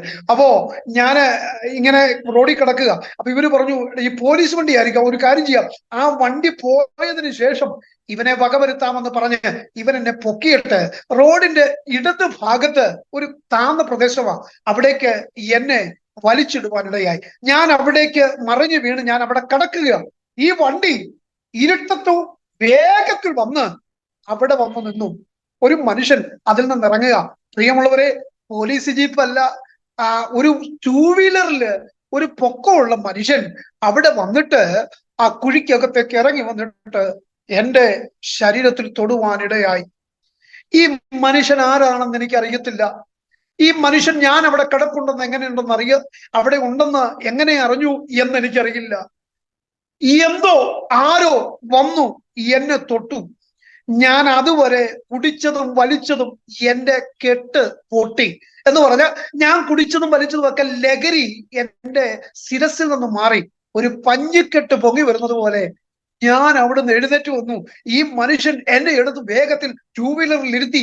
ടൂ വീലർ പായുകയാണ്. എവിടേക്കാ പായുന്നേ? എന്റെ വീട്ടിലേക്കാ. ഞാൻ വഴിയൊന്നും പറഞ്ഞു കൊടുക്കുന്നില്ല. ഈ മനുഷ്യൻ എന്നോടൊന്നും മിണ്ടുന്നില്ല. സ്പീഡിൽ പാഞ്ഞ് എന്റെ വീടിന്റെ മുറ്റത്ത് കൊണ്ടുപോയി വണ്ടി നിർത്തി. മുറ്റത്ത് കൊണ്ടുപോയി വണ്ടി നിർത്തിയപ്പോ എനിക്ക് കുറച്ച്, എന്റെ വീടിന്റെ മുറ്റത്ത് വന്നപ്പോ എനിക്ക് കുറച്ചുകൂടെ ബലമായി. ഞാൻ മരണത്തിൽ നിന്ന് രക്ഷപ്പെട്ടല്ലോ. അപ്പൊ ഈ മനുഷ്യനെ നോക്കി ഒരു നന്ദി പറയാം എന്ന് വിചാരിച്ചുകൊണ്ട് തിരിഞ്ഞു നോക്കുമ്പോ അങ്ങനെ ഒരു വ്യക്തി എന്റെ മുറ്റത്തില്ല. ഹല്ലേലൂയ. അങ്ങനെ ഒരു വ്യക്തി മുറ്റത്തില്ല. ഞാൻ അകത്തേക്ക് ഓടി. പെട്ടെന്ന് ഞാൻ നോക്കി, ബൈക്ക് എന്തിയെ? ബൈക്കും ഇല്ല. അപ്പൊ എന്റെ വിചാരം ഏതെങ്കിലും ചെറുപ്രായത്തിൽ കണ്ട പ്രേത ഭൂത പിശാചികളായിരിക്കാം. കാരണം ദൈവം തമ്പുരാൻ ഒരിക്കലും എനിക്ക് വേണ്ടി ഇറങ്ങി വരത്തില്ല. ദൈവം എനിക്ക് വേണ്ടി ഒന്നും ചെയ്യത്തില്ല. കാരണം എല്ലാവരാലും വെറുക്കപ്പെട്ട് ജീവിതം നയിക്കുന്ന എനിക്ക് വേണ്ടി ദൈവം വരുമെന്നോ ഞാൻ ഒരിക്കലും വിശ്വസിച്ചിരുന്നില്ല. അകത്തേക്ക് ഓടിയിട്ട് ഞാൻ പുറത്ത് വലിയൊരു ബൾബ് ഇട്ടിട്ടുണ്ട്. ഞാൻ ആ പുറത്തെ ലൈറ്റ് ഓൺ ചെയ്തു. പുറത്തെ ലൈറ്റ് ഓൺ ചെയ്തപ്പോഴും അങ്ങനെ ഒരു മനുഷ്യനില്ല. സത്യം പറഞ്ഞ അന്നാണ് ജീവിതത്തിൽ പേടി എന്താണെന്ന് ഞാൻ അറിയുന്നത്. ഞാൻ പേടിച്ചു, വിറയ്ക്കാൻ തുടങ്ങി. എന്നെ നമ്മുടെ നാട്ടിൽ പറയില്ല, ഈയല് വിറയ്ക്കുന്നത് പോലെ ഞാൻ വിറയ്ക്കുക. അങ്ങനെ വിറച്ച് എന്റെ റൂമിൽ ചെന്ന് ഞാന് കിടക്കാൻ ശ്രമിക്കുമ്പോ എനിക്ക് ഉറക്കം വരുന്നില്ല, എനിക്ക് കിടക്കാൻ പറ്റുന്നില്ല. ഞാൻ ചാടി എഴുന്നേറ്റു. വെള്ളം കുടിക്കുന്നു, വെള്ളം കുടിക്കാൻ പറ്റുന്നില്ല, വെള്ളം താപ്പോട്ട് ഇറങ്ങുന്നില്ല. കാരണം എന്റെ ശരീരമെല്ലാം ചൂടായി. ഞാൻ വേർക്കാൻ തുടങ്ങി. പമ്പരം കറങ്ങുന്നത് പോലെ എന്റെ റൂമിന്റെ അകത്ത് കിടന്നുകൊണ്ട് ആരും ഈ കഥകളൊന്നും അറിയുന്നില്ല, ആരും ഈ സംഗതി ഒന്നും അറിയുന്നില്ല. കാരണം വീട്ടുകാര് ഭക്ഷണം വിളമ്പി ടേബിളിൽ വെച്ചേക്കും, ഞാൻ വേണമെങ്കിൽ കഴിക്കും, ഇല്ലെങ്കിൽ അവരെടുത്ത് കളയും. അങ്ങനെയായിരുന്നു സ്ഥിരമായി നടന്നുകൊണ്ടിരുന്നത്. അങ്ങനെ എന്റെ റൂമിന്റെ അകത്ത് ഒരു പമ്പരം കറങ്ങുന്നത് പോലെ കറങ്ങി വെട്ടിവേർത്ത് വെള്ളം വലിച്ചു കുടിച്ചിട്ടും പരവേശം മാറാതെ ഞാൻ നിൽക്കുമ്പോ ഒരു ശബ്ദം ഒരു പ്രകാശത്തിൽ അകമ്പടിയോടെ എന്റെ റൂമിലേക്ക് ഇറങ്ങി വന്ന് എന്നോടൊരു ശബ്ദം ഇങ്ങനെ പറഞ്ഞു, മകനെ, ഞാനാണ് നിന്നെ രക്ഷിച്ച ദൈവം. നിന്നെ രക്ഷിച്ച ദൈവം ഞാനാണെന്ന് ഒരു ശബ്ദം പറഞ്ഞപ്പോ എനിക്കത് വിശ്വസിക്കാൻ കഴിഞ്ഞില്ല. എന്താ കാര്യം എന്നറിയോ? ഞാൻ ചോദിച്ചു, എന്നെ ദൈവം വിടുവിച്ചെന്നോ? ഞാൻ ആ ശബ്ദത്തോട് ഇങ്ങനെ സംസാരിക്കുക. ഞാൻ ചോദിച്ചു, എന്തിനാണ് എന്നെ വിടുവിച്ചത് എന്ന് ചോദിച്ചപ്പോ ഈ ശബ്ദം എന്നോട് പറഞ്ഞ മറുപടി എന്താണെന്നറിയോ? കുഞ്ഞെ, ഞാൻ നിന്നെ സ്നേഹിക്കുന്നു. ജീവിതത്തിൽ ഓർമ്മ വെച്ചതിന് ശേഷം അലമുറയിട്ട് കരഞ്ഞ അണപൊട്ടുന്നത് പോലെ എന്റെ കണ്ണുകളിൽ നിന്ന് ഒഴുകിയിറങ്ങിയ കണ്ണുനീർ തടഞ്ഞു വെക്കുവാൻ കഴിയാത്ത നിലയിൽ ഒഴുകിയിറങ്ങി. കാരണം എന്താണെന്നറിയോ? നാട്ടുകാരും വീട്ടുകാരും കൂടപ്പിറപ്പുകളും കൂട്ടുകാരും സകലരും കൈവിട്ട്, മാതാപിതാക്കളും ഉപേക്ഷിച്ചു. അവര് 3 മക്കളെ ഉള്ളെന്ന് ഇപ്പൊ പറയാറുള്ളൂ. അങ്ങനെ ഒരു എല്ലാവരും കൈവിട്ടപ്പോ എന്നെ നോക്കി കർത്താവ് പറഞ്ഞു, ഞാൻ നിന്നെ സ്നേഹിക്കുന്നു എന്ന് പറഞ്ഞപ്പോ അത് ഹല്ലേലൂയ. പ്രിയമുള്ളവരെ, ലോകത്തിൽ വിലമതിക്കുവാൻ കഴിയാത്ത ഒരു പ്രതിഭാസത്തിന്റെ പേരാ യേശുവിന്റെ സ്നേഹം. അത് അനുഭവിക്കുന്നവരെ ഓർത്തുകൊണ്ട് ഞാൻ എന്റെ തമ്പുരാനെ സ്തോത്രം ചെയ്യും. കർത്താവ് എന്നെ സ്നേഹിക്കുമെന്ന് അറിഞ്ഞപ്പോ ഞാൻ ഈ ദൈവത്തോട് ചോദിച്ചു, എന്തിനാ കർത്താവെ എന്നെ സ്നേഹിക്കുന്നത് എന്ന് ചോദിച്ചപ്പോ കർത്താവ് എന്നോട് പറഞ്ഞ മറുപടി എന്താണെന്നറിയോ? നിന്നെ കൊണ്ട് എനിക്ക് ആവശ്യമുണ്ടെന്ന് എന്നോട് പറഞ്ഞു. എന്നെ കൊണ്ട് ദൈവത്തിന് ആവശ്യമുണ്ടെന്ന് പറഞ്ഞപ്പോ ഞാന് ഇങ്ങനെ ചിന്തിച്ചു, എന്തായിരിക്കും എന്നെ കൊണ്ടുള്ള ആവശ്യം? ഞാൻ ചോദിച്ചു, കർത്താവെ, എന്താണ് എന്നെ കുറിച്ചുള്ള ആവശ്യം? എന്നെ കൊണ്ട് എന്തിനു കൊള്ളാം എന്ന് പറഞ്ഞപ്പോ ദൈവം എന്നോട് 3ാമത് പറഞ്ഞ മറുപടി ഇങ്ങനെയാണ്, അനേക ഇടങ്ങളിൽ എന്റെ വചനവുമായി ഞാൻ നിന്നെ അയക്കും. നീ എനിക്ക് വേണ്ടി സാക്ഷിയായി തീരും. ഞാൻ എന്റെ നാമത്തിനു വേണ്ടി ഒരു ശുശ്രൂഷകനായി ഞാൻ നിന്നെ തിരഞ്ഞെടുത്തിരിക്കുന്നു എന്ന് കർത്താവ് അരുളി ചെയ്യുവാനിടയായി. ആ പ്രവചനമാ ഇന്ന് എന്റെ ജീവിതത്തിൽ നടന്നുകൊണ്ടിരിക്കുന്നത്. അപ്പൊ എന്റെ മനസ്സിൽ ഞാൻ തിരിച്ചു ചോദിച്ചു, കർത്താവെ, ഞാൻ എന്താണ് അതിന് ചെയ്യേണ്ടത്? ദൈവം എന്നോട് പറഞ്ഞു, എന്റെ ബലമുള്ള കരങ്ങളിൽ നീ താണിരിക്കുക. ഞാൻ പറഞ്ഞല്ലോ, ഞാനൊരു ഉപദേശിയുടെ മകനാണ്. 12ാമത്തെ വയസ്സിൽ സ്നാനപ്പെട്ടതാ. പക്ഷെ ദൈവവുമായിട്ട് യാതൊരു ബന്ധവുമില്ലായിരുന്നു.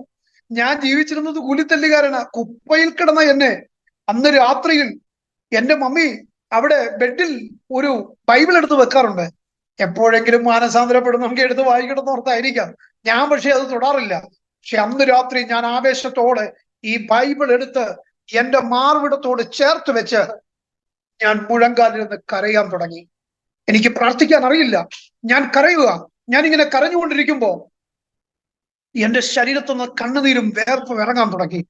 ഞാൻ ഒരു സിനിമ കാണുന്നത് പോലെ, സ്ക്രീനിൽ ഒരു സിനിമ കാണുന്നത് പോലെ ഞാൻ ചെയ്തു കൂട്ടിയ പാപപ്രവർത്തികൾ, കിടന്നത്, നടന്നത്, ചെയ്തത്, പ്രവർത്തിച്ചത് ഒരു ക്യാമറയിൽ ഒരു ആരോ ഒളിഞ്ഞു നിന്ന് പകർത്തിയതുപോലെ ഞാൻ കാണുകയാ.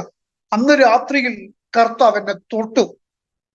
ഞാൻ കണ്ണു തുറക്കുമ്പോ സമയം 8:45, പ്രഭാതത്തിൽ 8:45 ഞാൻ കണ്ണു തുറക്കുകയാ. കണ്ണു തുറന്നു നോക്കുമ്പോൾ എന്റെ ശരീരത്തിന്റെ താഴോട്ട് മരവിച്ചു നിൽക്കുകയാ. കാരണം മുഴങ്കാലിൽ ഇരുന്നിട്ട് ഈ ഞരമ്പെല്ലാം കൂടെ വലിഞ്ഞു മുറുകിയിട്ട് അവിടെ ആ ഭാഗമുണ്ടോ എന്ന് എനിക്ക് അറിയത്തില്ല. അതുപോലെ ഞാന് മരവിച്ചു നിൽക്കുക. പതുക്കെ പതുക്കെ ഞാൻ കാല് നിവർത്തി ഞാൻ ചാടി എഴുന്നേറ്റു.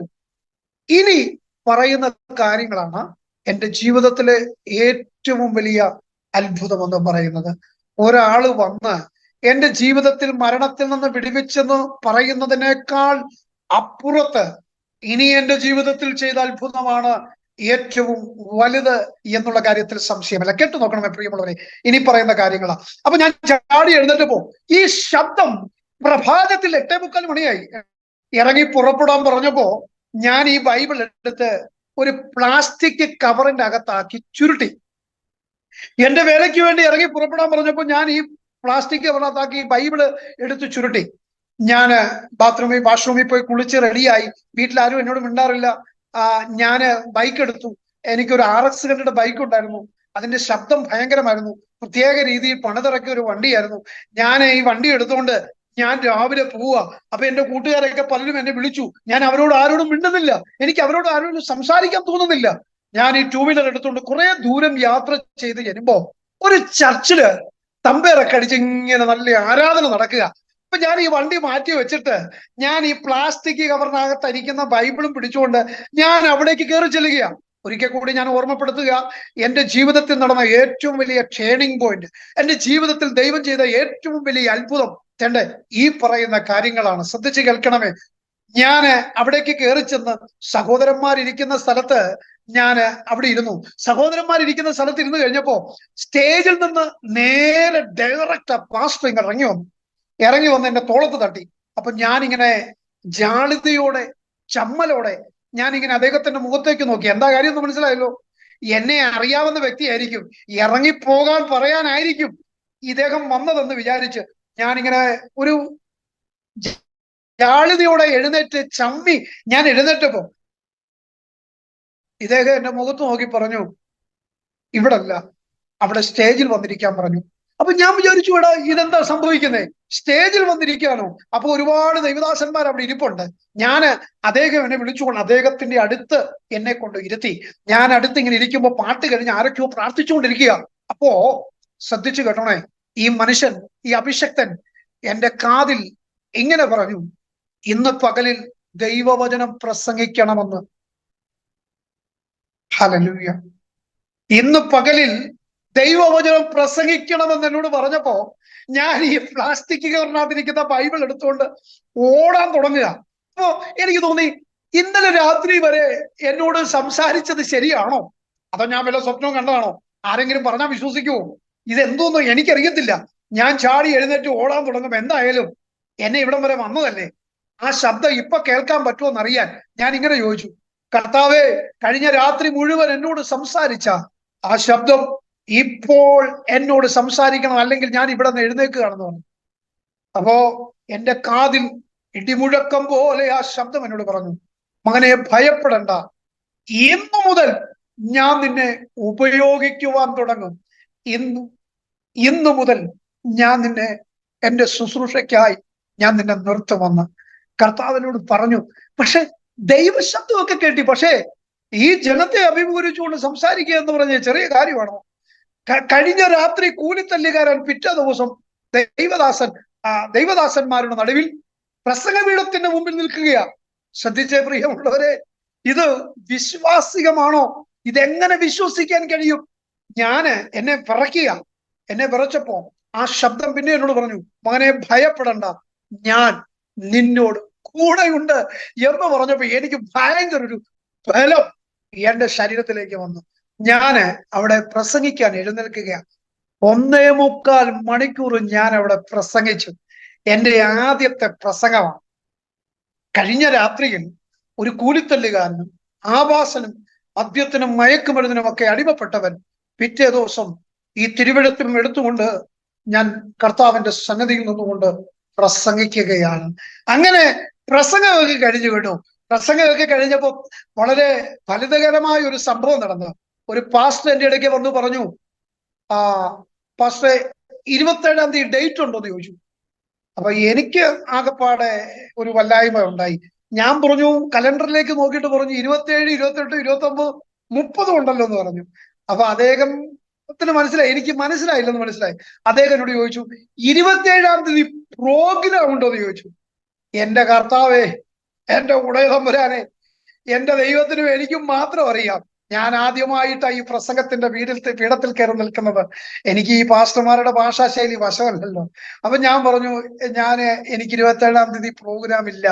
അപ്പൊ അദ്ദേഹം പറഞ്ഞു, എന്റെ ചർച്ചിൽ പ്രസംഗിക്കാൻ വരണമെന്ന് പറഞ്ഞു. അപ്പൊ ഞാൻ ഇതൊക്കെ അത്ഭുതത്തോടു കൂടെ കേൾക്കുകയാ. ഞാൻ അവിടെ നിന്ന് ഇറങ്ങിയപ്പോഴുണ്ടല്ലോ, എന്നെ ഒരു അമ്മാമ വന്നിട്ട് എന്നോട് പറഞ്ഞു, പ്രൈസ് ദ ലോർഡ് ദൈവദാസനെ പാസ്റ്റർ എന്ന് വിളിച്ചു. എനിക്ക് ആന്റി മരണപ്പെട്ടു പോയെന്നാണ് എന്റെ അറിവ്. കാരണം അവരെനിക്ക് മറക്കാൻ കഴിയത്തില്ല. എന്നെ ആദ്യം പാസ്റ്റർ എന്ന് വിളിക്കുന്ന ഒരു കർത്തദാസിയ എന്നെ ആദ്യം പാസ്റ്റർ എന്ന് വിളിക്കുക. അപ്പൊ ഞാന് എന്നോട് ചോദിച്ചു, പാസ്റ്റർ പേരെന്താ? അപ്പൊ ഞാന് പറഞ്ഞു, എന്റെ പേര്, ഞാൻ ഇങ്ങനെ തപ്പുക, കാരണം അതിനകത്ത് ചെറിയൊരു ആശയക്കുഴപ്പമുണ്ട്. എന്നെ സ്കൂളിലും പള്ളിയിലും ഒക്കെ ഇട്ടിരുന്ന പേരാ സോളമൻ എന്നുള്ള എന്റെ ഒഫീഷ്യൽ ആയിട്ടുള്ള പേര്. വീട്ടിൽ വിളിച്ചിരുന്നത് ഷൈജു എന്നാണ്. എന്നാൽ ഇത് രണ്ടുമല്ല. ഈ കൂലിത്തല്ലുകാരനായി നടക്കുന്ന എനിക്ക് മറ്റൊരു പേരുണ്ടായിരുന്നു. ആ പേരിൽ ആ നാട്ടിൽ അറിയപ്പെട്ടുകൊണ്ടിരുന്നത്. എല്ലാവരും അത് പറഞ്ഞാലേ അറിയത്തുള്ളൂ. അങ്ങനെ ഒരു വട്ടപ്പേരുണ്ടായിരുന്നു. പക്ഷേ ഞാൻ ഏറ്റവും കൂടുതൽ വെറുത്തിരുന്നത് ഈ സോളമൻ എന്നുള്ള ഒരു പേരാണ്. കാരണം നിയമപാലകരുടെ അടുക്കെ ചെന്ന് കഴിയുമ്പോ മറ്റെല്ലാം സഹിക്കുക, അവരുടെ ഉപദേശം മാത്രം കേൾക്കുമ്പോൾ ഇത് ഞാൻ വീട്ടിൽ വന്ന് ഈ ദേഷ്യം എല്ലാം കൂടെ തീർക്കാറുണ്ട്. കാരണം അവര് പറയും, ശലോമോൻ എന്ന് പറഞ്ഞ മനുഷ്യനെ നിനക്ക് ബൈബിളിൽ അറിയാമോ? അവൻ ആരായിരുന്നു എന്ന് നിനക്കറിയാമോ? അവനെ പോലെ ഒരു ജ്ഞാനിയായ മനുഷ്യൻ, നിനക്ക് അങ്ങനെ ഒരു പേരാ കിട്ടിയിരിക്കുന്നത്. നിങ്ങളൊന്ന് ശ്രദ്ധിച്ചാട്ടെ പ്രിയമുള്ളവരെ, ഈ ഒരു കൂലിത്തല്ലുകാരനും സോളമനും ഒന്ന് പേര് വരുമോ? അപ്പൊ ഇത് വെച്ചുകൊണ്ട് ഈ SI-മാരും പോലീസുകാരും ഒക്കെ എന്നോട് ഉപദേശിക്കാറുണ്ട്. അപ്പൊ എനിക്ക് ഇഷ്ടമില്ലായിരുന്നു പേര്. പക്ഷെ ഇന്ന് ഞാൻ അതിനെ സ്നേഹിക്കുന്നു. ഞാൻ ഈ ആന്റിയോട് പറഞ്ഞു, എന്റെ പേര് സോളമൻ എന്നാണ്. അപ്പൊ പറഞ്ഞു നമ്പർ തരാൻ പറഞ്ഞു. എന്റെ കയ്യിൽ അപ്പോൾ 2 മൊബൈൽ നമ്പർ ഉണ്ട്, മൊബൈലും ഉണ്ട്. പക്ഷെ ഞാൻ ഈ മൊബൈൽ നമ്പർ കൊടുക്കാതെ വീട്ടിലെ ലാൻഡ് ഫോൺ നമ്പർ കൊടുക്കാൻ എനിക്ക് എന്തോ ഞാൻ അതാ പറഞ്ഞത്. എന്തുകൊണ്ട് അത് സംഭവിച്ചത് എന്ന് എനിക്ക് അറിയത്തില്ല. ഞാൻ മൊബൈൽ നമ്പർ കൊടുത്തില്ല, ലാൻഡ് ഫോൺ നമ്പർ കൊടുത്തിട്ട് ഞാൻ വീട്ടിലേക്ക് പോയി. ഞാൻ വീട്ടിൽ ചെന്ന് വീട്ടിൽ ആരും അറിയുന്നില്ല ഈ സംഭവങ്ങളൊന്നും. എന്റെ റൂമിന്റെ അകത്ത് കയറിയിട്ട് ഞാൻ ഒന്നും കഴിക്കുന്നില്ല. എനിക്കൊന്ന് കഴിക്കാൻ വിശപ്പില്ല. ഞാനിങ്ങനെ അന്യഭാഷ പറയുകയാണ്, ഞാനിങ്ങനെ സ്തോത്രം ചെയ്യുകയാണ്, ഞാനിങ്ങനെ പ്രാർത്ഥിച്ചുകൊണ്ടിരിക്കുമ്പോ 1-ാം ദിവസം കഴിഞ്ഞു. 2-ാം ദിവസം ഹാൾ റൂമിൽ ഇരിക്കുന്ന ലാൻഡ് ഫോണിൽ ഒരു ബെല്ല് വന്നു. എന്റെ മമ്മി ഓടിച്ചെന്ന് എടുത്തപ്പോ ഒരു ആന്റി വിളിച്ചിട്ട് പറഞ്ഞു, praise the Lord, pastor Solomon വീട്ടിലുണ്ടോ എന്ന് ചോദിച്ചു. നിങ്ങൾക്ക് മനസ്സിലാവുന്നുണ്ടല്ലോ അല്ലേ? പാസ്റ്റർ സോളമൻ വീട്ടിലുണ്ടോ എന്ന് ചോദിച്ചപ്പോ എന്റെ മമ്മി ആ ഫോൺ കട്ട് ചെയ്തു. റോങ് നമ്പർ, നിങ്ങൾക്ക് നമ്പർ തെറ്റിക്കാണോന്ന് പറഞ്ഞു. പിന്നെയും ഈ കോള് വന്നു. ഈ കോള് വന്നപ്പോ ഈ ആന്റി ചോദിച്ചു, ഇത് ഇന്ന നമ്പർ അല്ലേ? അപ്പൊ എന്റെ മമ്മി പറഞ്ഞു, നമ്പറൊക്കെ ശരിയാണ്, പക്ഷേ ഇങ്ങനെ ഒരു പാസ്റ്റർ ഇവിടെ ഇല്ല എന്ന് പറഞ്ഞു. അവര് പറഞ്ഞു, ഈ നമ്പർ ആയിരുന്നല്ലോ എനിക്ക് തന്നത്, എന്നാ ഒരു കാര്യം ചെയ്യും, എന്റെ ഭർത്താവ് പാസ്റ്ററാണ്, ഞാനൊന്ന് വിളിക്കാമെന്ന് പറഞ്ഞ് എന്റെ അപ്പനെ വിളിച്ചു വരുത്തി. എന്റെ അപ്പനെ വിളിച്ചു വരുത്തിയപ്പോ എന്റെ അപ്പൻ വന്ന് ഫോൺ എടുത്ത് സംസാരിക്കുമ്പോ അകത്ത് കിടന്ന് ഞാൻ ഈ സംഭാഷണം കേട്ടിട്ട് ഞാൻ ഓടി വന്ന് എനിക്കുള്ള കോൾ ആണെന്ന് പറഞ്ഞ് ഈ ഫോൺ മേടിച്ച് സംസാരിക്കുമ്പോ എന്റെ വീടിന്റെ അകത്ത് വലിയൊരു നിലവിളി ഉയരുവാനിടയായി. അപ്പനും അമ്മയും നിലവിളിക്കുന്നത് കേട്ട്, കരയുന്നത് കേട്ട് അടുത്തുള്ള സ്ത്രീകളും പുരുഷന്മാരും ഓടിക്കൂടി. മിക്കവാറും എന്റെ വീട്ടിൽ ഇങ്ങനെ ഒച്ച കേൾക്കാറുള്ളൂ. അവരെല്ലാം ഓടിക്കൂടി, എന്താ ഇനി അടുത്തത്, എന്താ പ്രശ്നം എന്നറിയാൻ. അവർ ഓടിക്കൂടിയപ്പോ അവരുടെ നടുവിൽ നിന്നുകൊണ്ട് അവരലറി വിളിച്ച് സന്തോഷത്തോടെ പറഞ്ഞ വാക്കുകൾ ഇന്നലെ എന്നതുപോലെ ഞാൻ ഓർക്കുകയാ. അവരിങ്ങനെയാണ് പറഞ്ഞത്, കർത്താവേ, ഇവന്റെ മാനസാന്തരത്തിനു വേണ്ടി, ജീവിതത്തിന്റെ ഈ വഴിപിഴച്ച സ്വഭാവത്തിന് വേണ്ടി ഞങ്ങൾ പ്രാർത്ഥിച്ചു. പക്ഷേ ഞങ്ങൾ പോലും അറിയാതെ ഒരു ഒറ്റ ദിവസം കൊണ്ട് ആരോട് പ്രാർത്ഥിച്ചുവോ ആ ദൈവത്തെ പ്രസംഗിക്കുവാൻ കർത്താവ് തിരഞ്ഞെടുത്തു എന്ന് നാട്ടുകാരുടെ മുമ്പാകെ എന്റെ മാതാപിതാക്കൾ പറയുകയാണ്. അവർക്കെല്ലാം ആശ്ചര്യമായി. എന്റെ മാതാപിതാക്കൾ പലയിടത്തും സാക്ഷ്യം പറഞ്ഞു. പോലീസ് കേസ്, മദ്യപാനം, മയക്കുമരുന്ന്, കൂലിത്തല്ല്, ഇതിൽ നിന്നൊക്കെ കൂട്ടുകെട്ട്, ഇതിൽ നിന്നൊക്കെ ഒരു നല്ല സ്വഭാവമുള്ള വ്യക്തിയായി മാറണമെന്ന് മാത്രമാണ് അവരാഗ്രഹിച്ചത്. പക്ഷെ അവരാഗ്രഹിച്ചതിനപ്പുറമായി അവരാരോട് പ്രാർത്ഥിച്ചുവോ ആ ദൈവത്തെ പ്രസംഗിക്കുവാൻ, ആ കർത്താവിന്റെ നാമം അനേകർക്ക് പറഞ്ഞു കൊടുക്കുവാൻ ദൈവം എന്നെ തിരഞ്ഞെടുക്കുവാനിടയായി തീർന്നു. പ്രിയമുള്ളവരെ, ഞാന് എന്റെ അനുഭവത്തിന്റെ തലത്തിൽ നിന്നുകൊണ്ട് പറയട്ടെ, എന്റെ മാതാപിതാക്കൾ ഏത് വിഷയത്തിൽ തല കുനിച്ചുവോ ആ വിഷയത്തിൽ ഇന്ന് അവർ അഭിമാനം കൊള്ളുകയാ, തല ഉയർത്തുകയാ. ഏത് വിഷയത്തിൽ അവർ അപമാനം സഹിച്ചുവോ ആ വിഷയത്തിൽ അവരിന്ന് അഭിമാനം കൊള്ളുകയാ. ഏത് വിഷയത്തിൽ അനേക ഇടങ്ങളിൽ നിന്ന് അവരെ പുറത്താക്കിയോ ഇന്ന് ആ വിഷയമാകുന്ന ഞാൻ നിമിത്തം അനേക വേദിയിൽ അവരെ കാണുവാൻ ആഗ്രഹിച്ച ദൈവമക്കൾ, അവരെ ആദരിച്ച സമയങ്ങളുണ്ട്. പരിശുദ്ധാത്മാവിന്റെ നിറവോടെ പറയട്ടെ, പ്രാർത്ഥന കേൾക്കുന്ന ദൈവം നാം പ്രാർത്ഥിക്കുന്ന വിഷയങ്ങളിൽ ഇറങ്ങിയാലുണ്ടല്ലോ, അവന്റെ കരം ആ വിഷയത്തിൽ ഒന്ന് ചലിച്ചാൽ നാം ചിന്തിക്കുന്നതിനും നാം ചോദിക്കുന്നതിനും നനയ്ക്കുന്നതിനും അത്യന്തപരമായി പ്രവർത്തിക്കുന്ന തമ്പുരാന്റെ മഹത്വം കാണുമെന്നുള്ള കാര്യത്തിൽ സംശയമില്ല കേട്ടോ. ഞാൻ അങ്ങനെ കർത്താവിന്റെ വേലക്കാരനായി ദൈവം എന്നെ തിരഞ്ഞെടുക്കുവാനിടയായി തീർന്നത്. ഇനിയാണ് ഭയങ്കര ഒരു ട്വിസ്റ്റ്, ഇനിയാണ് ഭയങ്കര ഒരു വഴിത്തിരിവ്. എന്താ കാര്യം എന്നറിയോ? 20ാമത്തെ വയസ്സ് കഴിഞ്ഞപ്പോൾ എന്റെ കല്യാണം കഴിഞ്ഞു. കാരണം മാതാപിതാക്കൾ വിചാരിച്ചു ഈ ചെറുപ്രായത്തിൽ കല്യാണം കഴിച്ചു കഴിഞ്ഞാൽ ഇവന്റെ സ്വഭാവമൊക്കെ അങ്ങ് മാറുമെന്ന് അവര് ധരിച്ചു കാണും. മനസ്സിലായില്ല? അന്ന് പണ്ടൊക്കെ അങ്ങനെ ഉണ്ടായിരുന്നു. അങ്ങനെയൊക്കെ ചിന്തിച്ച കാലഘട്ടങ്ങളില് എന്റെ നല്ല ചെറുപ്രായത്തിൽ ഞാൻ വിവാഹം കഴിച്ചതാ. അതിന്റെ അകത്ത് ഭയങ്കര രസകരമായ ഒരു സംഭവം ഉണ്ട് കേട്ടോ. കോട്ടയത്തൊരു കല്യാണം ഉറച്ച് കോട്ടയം ജില്ലയില. ഇന്ന് ഞാൻ കല്യാണം കഴിച്ചിരുന്നത് കോട്ടയം ജില്ലയിൽ നിന്നല്ല. കോട്ടയം ജില്ലയിൽ ഒരു കല്യാണം ഉറച്ച് എൻഗേജ്മെന്റ് കഴിഞ്ഞു. ആ പെൺകുട്ടി ബാംഗ്ലൂരിൽ BSc നേഴ്സായിട്ട് ജോലി ചെയ്യുക. അപ്പൊ ഞാന് എന്ത് ചെയ്തു, എൻഗേജ്മെന്റ് ഒക്കെ കഴിഞ്ഞിട്ട് ഇവിടെ റെയിൽവേ സ്റ്റേഷനിൽ വന്ന് അതിനെ യാത്ര അയച്ചു. ഇനി കാണുന്നത് കല്യാണത്തിനാ. എൻഗേജ്മെന്റ് കഴിഞ്ഞു, കല്യാണത്തിനാ ഇനി കാണത്തുള്ളൂ. അങ്ങനെ ടാറ്റയൊക്കെ കൊടുത്ത് ട്രെയിൻ കയറ്റി വിട്ടത് എനിക്ക് ഇന്നലെ എന്നതുപോലെ ഓർക്കുക. പക്ഷേ ഇതിനിടയിൽ ഒരു സംഭവം ഉണ്ടായി. ഈ പെൺകുട്ടി പോയി, എൻഗേജ്മെന്റ് കഴിഞ്ഞു, ഇനി കല്യാണത്തിന് ഡേറ്റ് എടുത്തുകൊണ്ട് ഞങ്ങളുടെ വീട്ടുകാരെല്ലാം കല്യാണത്തിന് വേണ്ടി ഒരുങ്ങുകയാണ്. അപ്പോ ഈ പെൺകുട്ടിക്ക് ഞങ്ങളുടെ വീടിന്റെ അടുത്തൊരു ബന്ധുക്കൾ ഉണ്ടായിരുന്നു.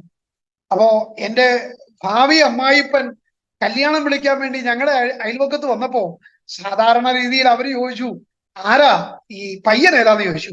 അപ്പൊ പയ്യൻ ഏതാന്ന് ചോദിച്ചപ്പോ ഇവര് പറഞ്ഞു പാസ്റ്ററുടെ മോനാ എന്ന് പറഞ്ഞു. ഇവര് ഭയങ്കര സന്തോഷത്തോടെയാ പറഞ്ഞത്. പിന്നെ ഞാൻ പറയണ്ടല്ലോ അല്ലെ, ആ അച്ചായൻ പോയ വഴിക്ക് പിന്നെ പുല്ല് കിളത്തിട്ടില്ല. അദ്ദേഹം അങ്ങനെ അവിടെ നിന്ന് ഓടി. ആ പെൺകുഞ്ഞിന്ന് നല്ല രീതിയിൽ ജീവിക്കുന്നുണ്ടായിരിക്കും. കർത്താവ് അനുഗ്രഹിക്കട്ടെ. അപ്പോ പിന്നെ ആരോണ്ടാളെയൊക്കെ പറഞ്ഞ് ആ കാര്യങ്ങളൊക്കെ തീർപ്പാക്കുകയായിരുന്നു. അങ്ങനെ കോട്ടയം ജില്ലയിൽ ഈ പരിപാടി നടക്കത്തില്ലെന്ന് മനസ്സിലായപ്പോ ഞാൻ പത്തനംതിട്ട ജില്ലയിലേക്ക് കടന്നു. പത്തനംതിട്ട ജില്ലയിൽ ആറുമുള ഇടയാറുമുളയിലാ പിന്നെ ചെന്ന് ഞാൻ വീണത്. അപ്പൊ അവര് കോട്ടയം എന്നൊക്കെ കേട്ടപ്പോ അവർക്ക് ഭയങ്കര സന്തോഷമായി. കോട്ടയത്തേക്ക് അവരുടെ പെൺകുഞ്ഞിനെ അയക്കുക, പ്രത്യേകിച്ച് ഒരു പാസ്റ്ററുടെ മോനാ. പക്ഷെ പാസ്റ്ററുടെ മോന്റെ സ്വഭാവം എന്താന്ന് അവർക്ക് അറിയത്തില്ല. അങ്ങനെ കല്യാണമൊക്കെ തകൃതിയായിട്ട് നടന്നു. കുറച്ചു നാൾ കഴിഞ്ഞപ്പോ എന്റെ ഭാര്യ ബെഡ് ഒന്ന് പൊക്കി വിരിക്കാൻ തുടങ്ങിയപ്പോ എന്റെ ബെഡിന്റെ അടിയിൽ മുഴുവൻ ഈ വടിവാളും അതുപോലെയുള്ള മാരക ആയുധങ്ങൾ കിടക്കുന്നത് കണ്ടിട്ട് എന്നോട് ചോദ്യം ചെയ്തു. അങ്ങനെ പ്രശ്നങ്ങൾ കുടുംബജീവിതത്തിൽ ഉണ്ടായി. ചുരുക്കം പറഞ്ഞ ഈ സംഭവം നടക്കുമ്പോ എന്നെ കർത്താവ് പിടിച്ച് ഞാൻ പ്രസംഗിച്ചിട്ട് വീട്ടിൽ വരുമ്പോ എന്റെ ഭാര്യ വീട്ടിലില്ല. എന്റെ ഭാര്യയുടെ വീട്ടില. അവരുടെ വീട്ടുകാരെല്ലാം പറഞ്ഞു, ഇങ്ങനെയാണെങ്കിൽ ഇനി മുമ്പോട്ട് ജീവിതം വേണ്ട, നമുക്കങ്ങ് വേർപിരിഞ്ഞേക്കാം. അങ്ങനെ ഒരു അവസ്ഥയിൽ നിൽക്കുമ്പോ ഞങ്ങള് പിറ്റേ ദിവസം തന്നെ എന്റെ ഭാര്യയുടെ വീട്ടിലേക്ക് പോകുകയാ. അടുത്തൊരു വണ്ടി പിടിച്ചു. അടുത്ത ദിവസം തന്നെ ഭാര്യയുടെ വീട്ടിലേക്ക് ചെന്ന് ഞങ്ങൾ ഈ സന്തോഷ വാർത്ത പറയുമ്പോ എന്റെ ഭാര്യ പൊട്ടിക്കരഞ്ഞുകൊണ്ട് അവിടെ ഒരു സാക്ഷ്യം പറഞ്ഞു. എന്താ സാക്ഷ്യം എന്നറിയോ? 8ാം ക്ലാസ്സിൽ പഠിക്കുമ്പോ തന്നോടൊരു പ്രവചനം ഉണ്ടായിരുന്നു, തന്നെ വിവാഹം കഴിക്കുന്നവൻ ഒരു പാസ്റ്റർ ആയിരിക്കുമെന്ന്. ഹല്ലേലൂയ. 8ാം ക്ലാസ്സിൽ പഠിക്കുമ്പോഴേ ഒരു പ്രവാചകൻ തന്നോടൊരു ദൂത് പറഞ്ഞിരുന്നു, നിന്നെ വിവാഹം ചെയ്യുന്നവൻ ഒരു സുവിശേഷകനായിരിക്കും, നിങ്ങൾ ഒരുമിച്ച് കർത്താവിന്റെ വേലയിൽ ശക്തമായി ഉപയോഗിക്കപ്പെടുമെന്നൊക്കെ ഒരു പ്രവചനം ഉണ്ടായിരുന്നു. പക്ഷെ കല്യാണം കഴിച്ചത് ഒരു കൂലിത്തല്ലുകാരനെയാ. എങ്കിലും ദൈവത്തിന്റെ പ്രവചനത്തിന് മാറ്റമുണ്ടായില്ല, ദൈവത്തിന്റെ ആലോചനയ്ക്ക് മാറ്റമുണ്ടായില്ല. കർത്താവ് പറഞ്ഞ പ്രവചനം ചില കാലങ്ങൾ കഴിഞ്ഞപ്പോ ജീവിതത്തിൽ നിറവേറുവാനിടയായി തീർന്നു. അങ്ങനെ ദൈവത്തിന്റെ വേലയ്ക്ക് വേണ്ടി കൂലിത്തല്ലുകാരനായ കുപ്പയിൽ കിടന്ന് എന്നെ കർത്താവ് വിളിപ്പിച്ചു മാന്യമായി നിർത്തുവാനിടയായി തീർന്നു. എന്റെ ഒരു സ്നേഹിതന് വടിവാള് കൊണ്ട് വെട്ടിയപ്പോ കൈ ഇവിടം അറുത്തു മാറി, ഈ കുഴ വിട്ടിരിക്കുകയാണ്. ഒരുവന് വയറ്റിൽ അങ്ങനെ രണ്ടുപേരെ ആത്മഹത്യ ചെയ്തു. പലരും ഗുണ്ടാക്ട് പ്രകാരം പല പ്രശ്നങ്ങളിൽ അകപ്പെട്ടു. ഞാൻ അവരെയൊക്കെ എന്റെ അനുഭവ സാക്ഷ്യങ്ങൾ പറയാറുണ്ട്. അവരെന്നെ കാണുമ്പോൾ പറയും, നീ രക്ഷപ്പെട്ടല്ലോ. ഞാൻ പറയാറുണ്ട്, ഞാൻ മാത്രമല്ല, ഈ യേശുവിൽ വിശ്വസിച്ചാൽ എന്നേക്കാൾ അധികമായ ദൈവികമായ പ്രവൃത്തികൾ നിങ്ങൾക്കും അനുഭവിക്കുവാൻ കഴിയുമെന്ന് ഞാൻ അവരോട് പറയാറുണ്ട്. പ്രിയമുള്ളവരെ, ഒരു കൂലിത്തല്ലുകാരനായ ഇന്ന് കർത്താവിന് വേണ്ടി സാക്ഷിയായി തീർന്നിരിക്കുന്നു. കേരളത്തിൽ ഞാൻ പ്രസംഗിക്കാത്ത കവലയില്ല. നിങ്ങൾ കേരളത്തിൽ ഏത് ജില്ലയാണെങ്കിലും ഏത് പഞ്ചായത്താണെങ്കിലും ആ സ്ഥലത്ത് പരസ്യമായി നിന്നുകൊണ്ട് ഞാൻ യേശുവിനെ പ്രസംഗിച്ചിട്ടുണ്ട്. പാറശാല മുതൽ കാസർഗോഡ് മഞ്ചേശ്വരം വരെ 9 വട്ടം ഞാൻ കേരള യാത്ര നടത്തി. കേരളത്തിൽ കേരള യാത്ര എന്ന് പറഞ്ഞ യാത്രയ്ക്ക് തുടക്കം കുറിക്കുന്നത് ഞാനാണ്. അങ്ങനെ കേരള യാത്ര തലങ്കും വിലങ്കും നടത്തി 14 ജില്ലകളിലും മാറി മാറി പ്രസംഗിച്ചു. അതിനുശേഷം ഭാരതം മുഴുവൻ യാത്ര ചെയ്തു 2 വട്ടം. 3-ാമത്തെ വട്ടം ദൈവം അനുവദിക്കുന്നുവെങ്കിൽ ഈ 19-ാം തീയതി കർത്താവിന്റെ കൃപയാൽ ഞങ്ങൾ കന്യാകുമാരിയിൽ നിന്ന് ആരംഭിച്ച് ജമ്മു കാശ്മീർ വരെ ഭാരതം മുഴുവൻ യാത്ര ചെയ്യുകയാണ്. ഇന്ന് ഒരു കാലത്ത് ഞാൻ വടിവാളും എടുത്തു നടന്നുവെങ്കിൽ ഇന്ന് അതിനേക്കാൾ മൂർച്ചയേറിയ ഒരു വാള് എന്റെ കയ്യിൽ എന്റെ അപ്പം നൽകിയിരിക്കുന്നത് കൊണ്ട് ഇന്നും ഭയം കൂടാതെ ഞാൻ യേശുവിനെ പ്രസംഗിക്കുന്നു. കിളിമാനൂർ എന്ന് പറഞ്ഞ സ്ഥലത്തിട്ട് എന്നെ ഈ കൈ ഒടിച്ചതാണ്. പല മർദ്ദനങ്ങൾ എനിക്ക് ഇതിനോടകം പലയിടങ്ങളിൽ നിന്ന് ലഭിക്കുവാൻ ഇടയായി തീർന്നു. ഇന്ന് ക്രിസ്തുവിന് വേണ്ടി ഞാൻ എന്ത് ചെയ്യാണ്? കർത്താവിന് വേണ്ടി മരിക്കുവാൻ, രക്തസാക്ഷിയാകുവാൻ പോലും താല്പര്യപ്പെട്ടുകൊണ്ട് കർത്താവിന് വേണ്ടി നിൽക്കുകയാണ്. അങ്ങനെ എന്റെ മാതാപിതാക്കളുടെ കണ്ണുനീര് നിമിത്തം, അവരുടെ കരച്ചിൽ നിമിത്തം ഒരു കുപ്പയിൽ നിന്നും സ്വർഗീയ പദവിയിലേക്ക് ദൈവം എന്നെ അയക്കുവാനിടയായി. അനേക രാജ്യങ്ങളിൽ പോയി എന്റെ യേശുവിന്റെ വചനം പ്രസംഗിക്കുവാനും അനേകരെ വിദേശ രാജ്യങ്ങളിൽ പോയി സ്നാനപ്പെടുത്തുവാനും ഒക്കെ കർത്താവ് എന്റെ ജീവിതത്തിൽ അവസരങ്ങളെ ഒരുക്കുവാനിടയായി തീർന്നു. ദൈവം ചെറിയ താലന്തുകൾ നൽകിയിട്ടുള്ള ഒരു പ്രവാചക ശുശ്രൂഷകനായി ദൈവം അയക്കുന്നിടങ്ങളിലൊക്കെ കർത്താവിന് വേണ്ടി ശക്തമായി ഉപയോഗിക്കപ്പെട്ടുകൊണ്ടിരിക്കുന്നു. ഇതാണ് പ്രിയമുള്ളവരെ എന്റെ ജീവിതത്തിന്റെ അനുഭവ സാക്ഷ്യം എന്ന് പറയുന്നത്. ഒരൊറ്റ ദിവസം കൊണ്ട് കുപ്പയിൽ കിടന്ന ഒരു കൂലിത്തല്ലുകാരനെ പ്രസംഗപീഠത്തിലേക്ക് ദൈവം തിരഞ്ഞെടുക്കുവാനിടയായി. എന്റെ സാക്ഷ്യവാചകങ്ങളെ ഞാൻ ഇവിടെ നിർത്തുമ്പോ പരിശുദ്ധാത്മാവിന്റെ നിറവില് ദൈവാത്മാവിന്റെ ആ സാന്നിധ്യത്തിൽ ഞാൻ പറയട്ടെ, അസാധ്യങ്ങളെ സാധ്യമാക്കുന്ന ദൈവം ഇന്നും പ്രവർത്തിക്കുന്നു, ഇന്നും അവൻ ജീവിക്കുന്നു. ഏതെങ്കിലും വിഷയങ്ങളിൽ നിരാശപ്പെട്ടിരിക്കുന്ന തലമുറയ്ക്ക് വേണ്ടി, കുടുംബത്തിന് വേണ്ടി, ആത്മീക ഭൗതിക വിഷയങ്ങൾക്ക് വേണ്ടി കരയുന്നവരാണോ നിങ്ങൾ? ആമേൻ. നിങ്ങളുടെ വിഷയങ്ങൾ അല്ലെങ്കിൽ നിങ്ങളുടെ മറുപടികൾ ഒരുപക്ഷെ താമസിച്ചു വന്നേക്കാം, ഒരുപക്ഷെ വൈകിയെന്ന് വന്നേക്കാം. പക്ഷെ അത് വരാതിരിക്കില്ല. അത് തീർച്ചയായും നിങ്ങളുടെ ജീവിതത്തിലേക്ക് വരിക തക്കവണ്ണം ഇടയായിത്തീരും. നാം പ്രതീക്ഷയോടെ കാത്തു നിൽക്കുന്ന നമ്മുടെ കർത്താവായ യേശു ക്രിസ്തുവിന്റെ വരവ് വേഗത്തിൽ എടുത്തുകൊണ്ടിരിക്കുകയാണ്. കർത്താവ് പറഞ്ഞ പ്രവചനങ്ങളൊക്കെ നിറവേറിക്കൊണ്ടിരിക്കുക പ്രിയമുള്ളവരെ. അതുകൊണ്ട് ഒരു കൂലിത്തല്ലുകാരനായ എന്നെ പോലും കർത്താവ് വിളിച്ചു വേർതിരിക്കുവാൻ ഇടയായി തീർന്നത്. നമ്മളെ ഏൽപ്പിച്ചിരിക്കുന്ന ഒരു ദൗത്യമുണ്ട്. നാം യേശുവിന് വേണ്ടി സാക്ഷിയായി തീരുക. നമ്മളെ കർത്താവ് ആരെയും ദൈവിക ഉദ്ദേശമില്ലാതെ ആരെയും ദൈവം വിളിച്ചിട്ടില്ല. എന്നെ കുറിച്ചൊരു ദൈവിക ഉദ്ദേശം ഉണ്ടെങ്കിൽ താങ്കളെ കുറിച്ചും ദൈവത്തിനൊരു പദ്ധതിയുണ്ട്, ദൈവത്തിനൊരു പ്ലാനുണ്ട്. ആ പ്ലാനുകളിലേക്ക് സമർപ്പിക്കാം. എന്നെ കേട്ടുകൊണ്ടിരുന്ന എല്ലാ പ്രിയപ്പെട്ടവർക്കും ഒരിക്കൽ കൂടി ക്രിസ്തുവിനുള്ള വന്ദനത്തെ അറിയിച്ചുകൊണ്ട് എന്റെ വാക്കുകളിൽ നിന്ന് ഞാൻ വിടവാങ്ങുന്നു. കർത്താവിന്റെ വരവിനായി കാത്തിരിക്കുന്ന നിങ്ങൾക്ക് എന്റെ ഈ അനുഭവ സാക്ഷ്യവും വലിയ വിശ്വാസവും പ്രചോദനവും ആവേശവും പ്രത്യാശയും തരുമാറാകട്ടെ എന്ന് ആശംസിച്ചുകൊണ്ട് ഈ ചാനലിലൂടെ അനേകരുടെ സാക്ഷ്യങ്ങൾ പുറത്തു വരുമ്പോ ഇത് അനേകർക്ക് വിടുതലിനും ആശ്വാസത്തിനും കാരണമായി തീരട്ടെ. ഒരു വ്യത്യസ്ത കാഴ്ചപ്പാടോടുകൂടെ കർത്താവിനെ ധാരാളമായി അന്ത്യകാല ശുശ്രൂഷകളാൽ നിറയ്ക്കുമാറാകട്ടെ എന്ന് ആശംസിച്ചുകൊണ്ടും നന്ദി പറഞ്ഞുകൊണ്ടും വാക്കിൽ നിന്ന് വിടവാങ്ങുന്നു. God bless you. ആമേൻ.